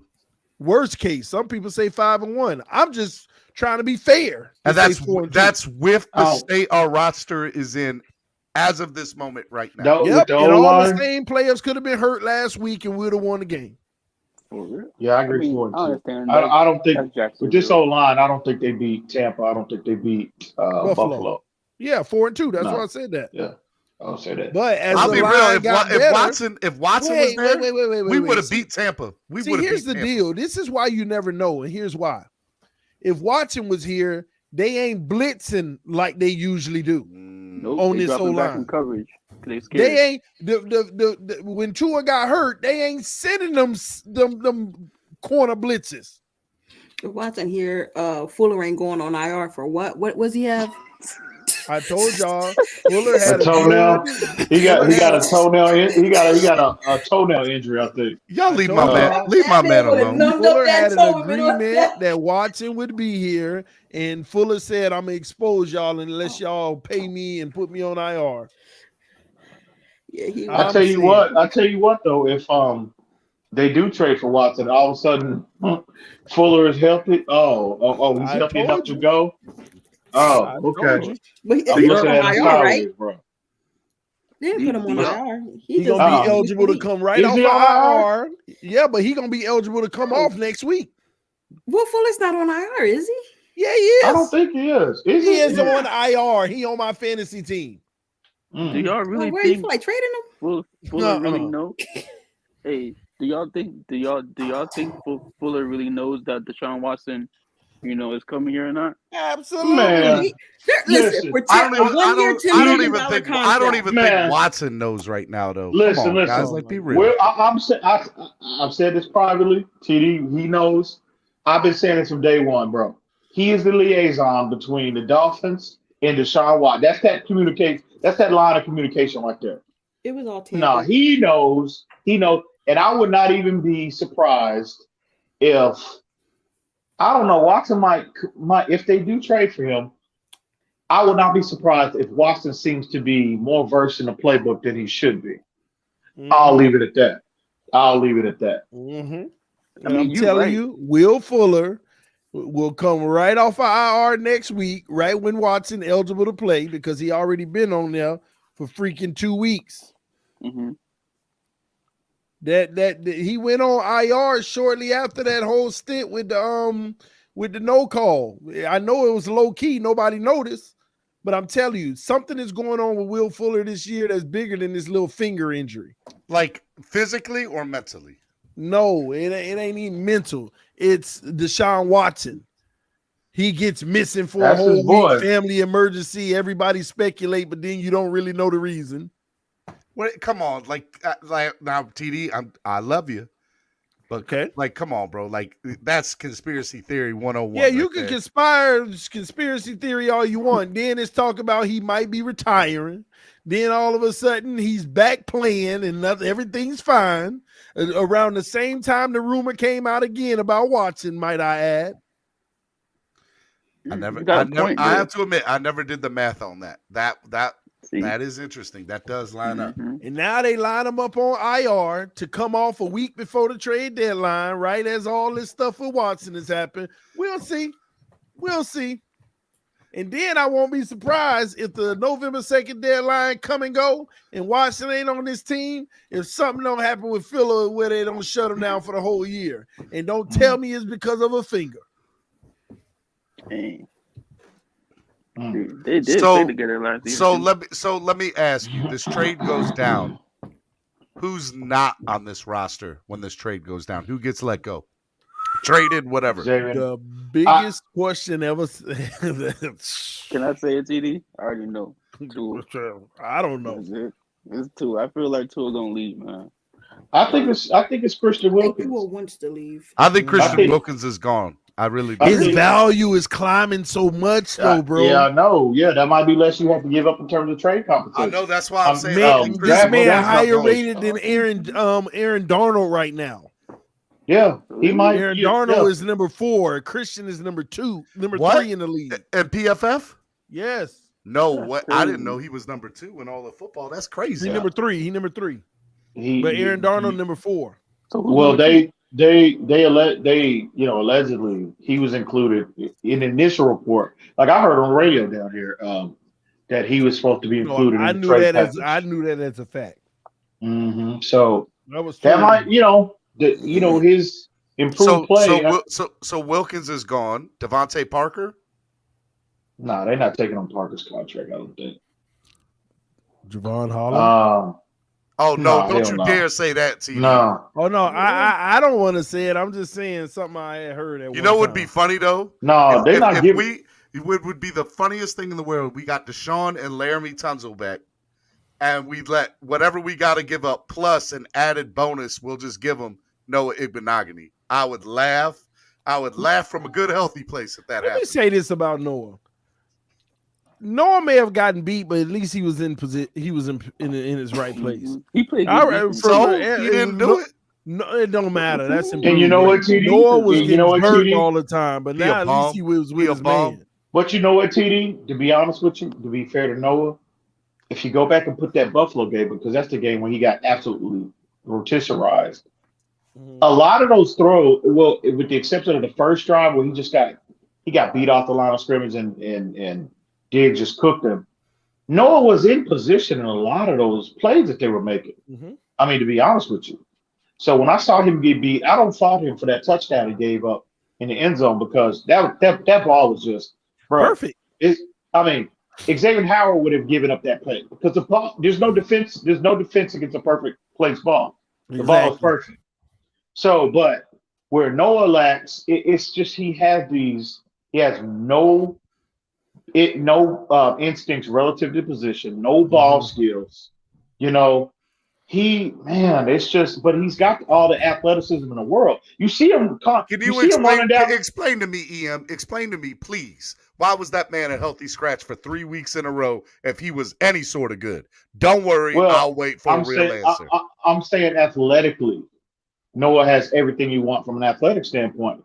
He's just unrefined in the other aspects of his position, technique-wise, ball skill-wise, no instincts, he hadn't played the position. And I'm not making excuses for him because he's been an absolute train wreck. And he needs to be criticized for it because you're a professional at the end of the day. But not only are you a professional, you're a first-round draft pick, bro. I agree. But Noah, like I said, physical traits, that's not Noah's problem. You won't see many dudes outrun him and just absolutely torch him running down the field. He'll be step for step. Now, will he make the play when the ball gets there? That's the biggest question with him. So, I mean, man, if they can actually turn and rebuild his game and actually turn that kid into a player, Noah could be, he's got the elite traits, bro. He could be a player, but man, I don't know. I really don't know what's going on with him. But you gotta take into account too. It's not like he's playing behind scrubs. He's playing behind two potential All-Pro corners as well. Yeah. So, go ahead, TD. I'm sorry, bro. Oh no, finish your thought. No, I was gonna say, and then you got Nick Needham playing at a high level too. So, and again, I'm not making excuses, but he's got a lot what you're looking for. So I can see why they're exercising patience for him. Hey y'all, man. Great conversation tonight. I'm sorry, but I'm about to go to bed. It's what's up. It is late. Are you doing your morning show? I gotta wake up at 5 a.m. I can't this week because I got some stuff I've been taking care of early in the day. With my other stuff, my other business. Gotta make sure I finish by the end of the week. But yeah, man, we've been going almost 3 hours now. I had planned to do 45 minutes, but then when I saw EM in the comment section saying drop the link, I said I always got time for him to be wrong. But he was right a lot tonight. So. I'm sorry for that, TD. I apologize, TD. He was right tonight, and I blame you, Steve. That's not often, you know. But EM, hopefully tomorrow you'll have some bus tickets printed out. We'll see. I'm hoping. I've got an email. I'm just waiting on I'm waiting on to go ahead to print them off. So stay tuned. Stay tuned. Tomorrow morning, everybody. What 8 time, a.m. Steven? 8 a.m. Flip floppers. The number one show. Flip floppers. It's the number one show. I like that. Sports Network. Flip floppers. That's the show. That's the name of it. Tomorrow's Throwback Thursday, which means I got Dwayne D-Dub on with me for Throwback Thursday. We're gonna go back and talk about all time versus the Atlanta Falcons. So you're going back to the Watson jar throwback. We're going back. No. See, y'all funny. Y'all funny. That's what y'all are. Y'all funny. Flip floppers. You know what though? I'll tell you what. If Deshaun Watson gets traded before the end of this week, I will for one day next week name my show Flip Floppers. I'll have a special episode called Flip Floppers. Oh, it's too late for that. I don't want too late for that, bro. I don't want him to get traded. Long time ago. I don't want him to get traded this weekend. Hopefully, you took care. You changed that name long time ago, bro. You ain't got to. It's too late. I need him to get traded like Monday or Tuesday because I'm gonna be at my niece's birthday party all weekend. So shout out to everybody in the comments, man, for showing TD some love. I know it's difficult to sit up here, an hour or two. So any last Oh. Legendary. I know it's hard. It's you difficult. have never beat me in a it's debate, difficult. Ian. Ever. Fins up all day, every day. Y'all know what time it is, baby. Do it one more time. Y'all know what TD. time One it more is. time, TD. I know. Let's get it. Insanity, you got any last words? Man, fins up. Shout out to all the 2 and nears. I know we out here becoming a dying breed, but it's always about the fins before the player. Y'all Boy, endangered species. Insanity, they were crying today. Stop. They made my day. I was just going all over platforms, just watching them cry. They just, it ain't even happened yet. Calm down, y'all. It still might not happen. Chill. Oh, they felt it today. You know what? When y'all say this one felt different, it felt different to them. They were conceited and all. Well, if this happens, they better do this. They better do that. Oh my God. Oh, boy, I had a day. I had a day to sit back and watch. I had a day. Wow. But it's all good. But Finsanity, you know, you the president of the 2 and near Flynn Club. Thank you. I appreciate that. You know, but you're not a cult member though. But you know, no, I'm not a cult. I'm not even a cult. Those ones are going to leave and get New Jerseys. You know. Oh. Hey, who all buys a Deshaun Watson jersey right away if it happens?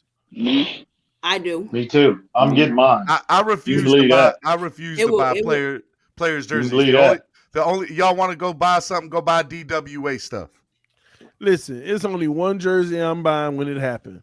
Whatever team Tua go to and whatever number he is, because it's gonna be my official troll jersey. That will be my official. So what am I getting? A Pittsburgh one? TD, do you have a Houston one? Do you have a Dolphins Rosen jersey? That's what I think you should. Yeah, he does. He does. It says 2 throws on the back of him. Nah, I don't got no Josh Rosen jersey. So what's the name on it? 2 throws. I just need to know what's your size, because I might have to look out for that. I don't have Rosen jersey. Are you a size medium? Medium, no sir. I don't have a Rosen jersey. But EM has some on backcourt. He got one. Trust me, he got one. He had it on that day they cut him when he was live.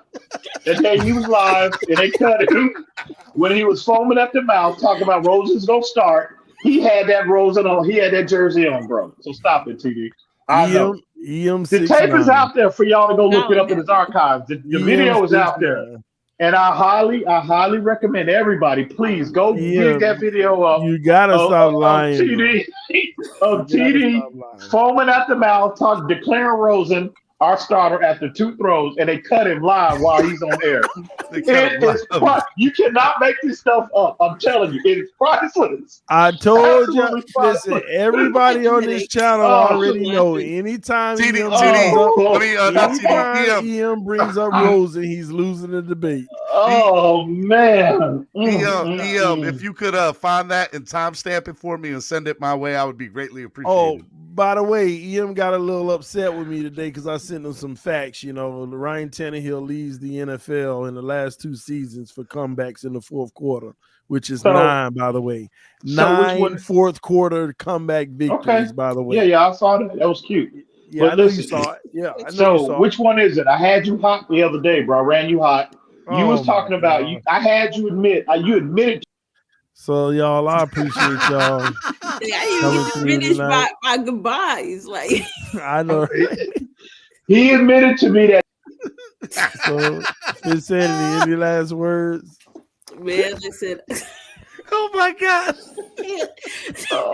Yeah. For real though, like, man, we got Atlanta coming in this week.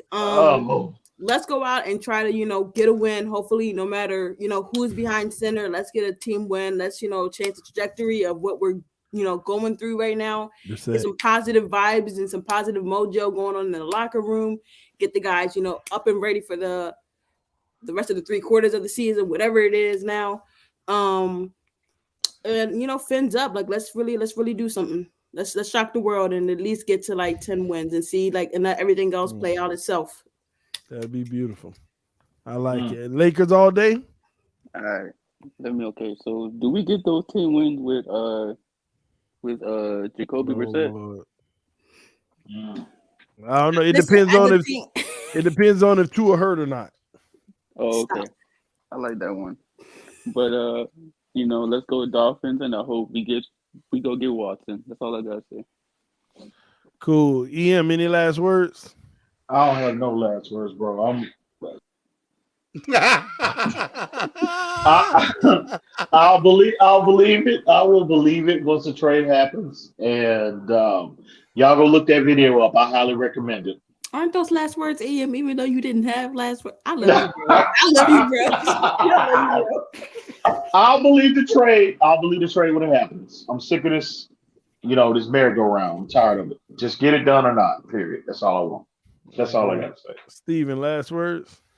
I already plugged my #1 morning show. Plug her again. Flip-floppers. Y'all make sure you check out Flip-floppers. Real 8 talk. o'clock, 8 a.m. Real talk. Just so everybody knows, and I'm not just saying this because I'm on his platform. I'm saying this because I really mean it.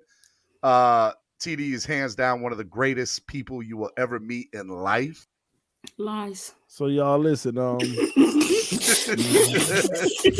and I would not be in the position I am today without him. So TD, I love you, man. I give you your roses now while you still here, son.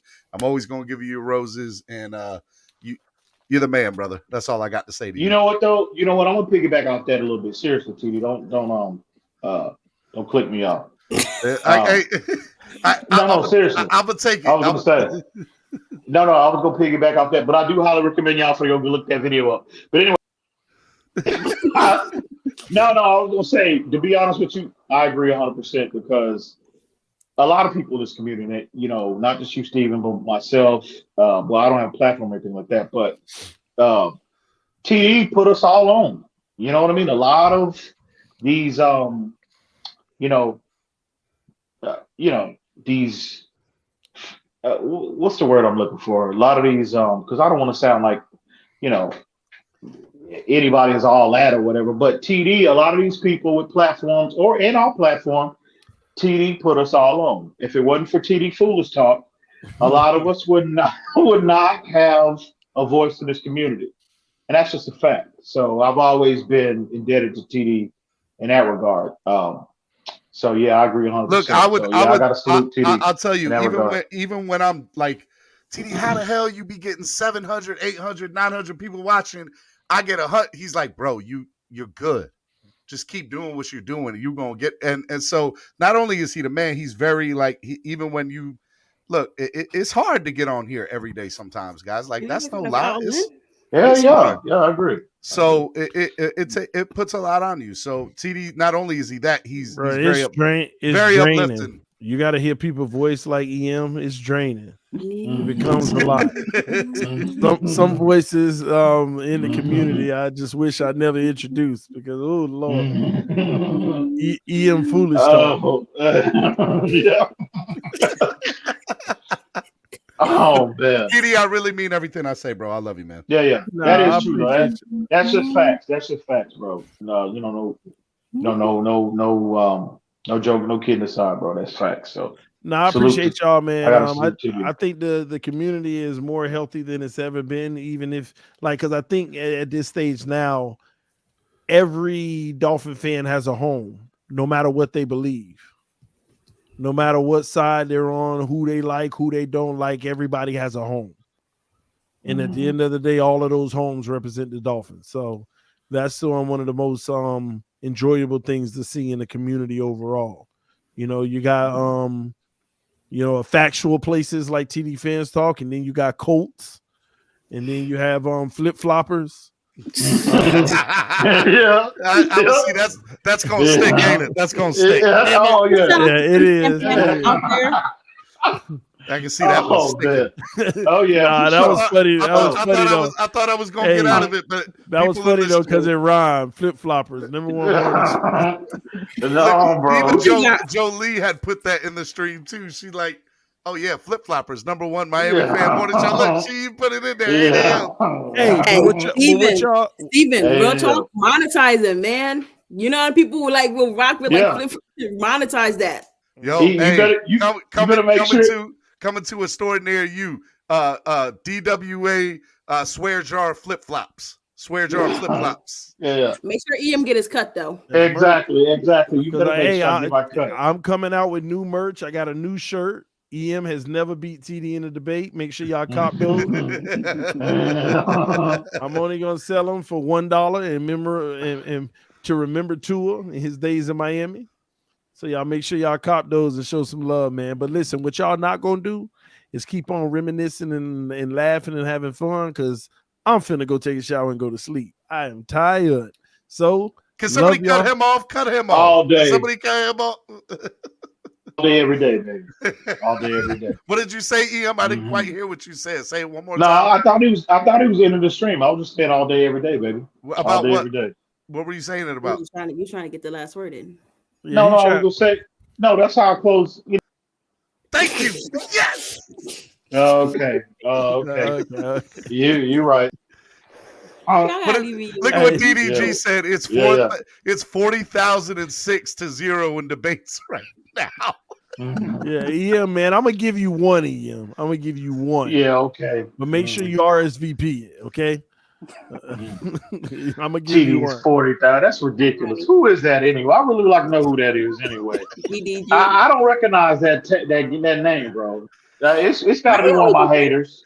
He wasn't here. It's got to be. It's got to be one of my haters, bro. Why you always call them haters? Why they can't just keep telling the truth?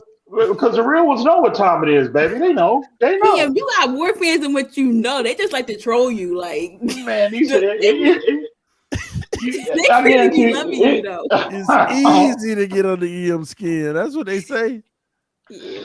EM, you get upset real easy, don't you? You know what I do miss? Though, last reminisce though. One thing I do miss, real talk, like just going. I knew he was gonna do that. You can't do that to me. I knew he was gonna do that. I had to be. Hey, listen, it's 2021. Me too. Okay, I had to do it. Hey, equal opportunity ass whooping for everybody. EM used to have like a different cup or mug on every single panel. I used to miss those every Wednesday or Tuesday night. That man had a different cup. That man never doubled up on cups, and like that's like 53 weeks. He had a different cup he was drinking out of. Cup. Yeah. Oh wow, you got cups like that, TD? Oh man, I'm so surprised. That's EM and his dreams of Tua. Yeah. We ain't gonna start that tonight, but tomorrow we might have EM on telling us about his dreams of Tua. He already talked to me. He felt like it was OnlyFans material, but I got him to put it on the show. All right. Yeah. Okay. Chicken wow wow. Bong chicken wow. Yeah. Okay. I hear you, man. That's cute too. That's real. Yeah, we cute, know bro. after two throws, it always goes back to two. You remember that? Hey. Somebody gonna be like, "What is this Triple X movie doing at your house called Tua and O?" Tua and O. I'm done. All right. No more reminiscing, man. No more reminiscing. Love y'all. Appreciate y'all. Get y'all some sleep. Tomorrow we got a big day. It's the celebration. Y'all be safe out there, man. For Deshaun Watson. All right. I'll see y'all later. Peace. Love y'all. All day, every day, baby.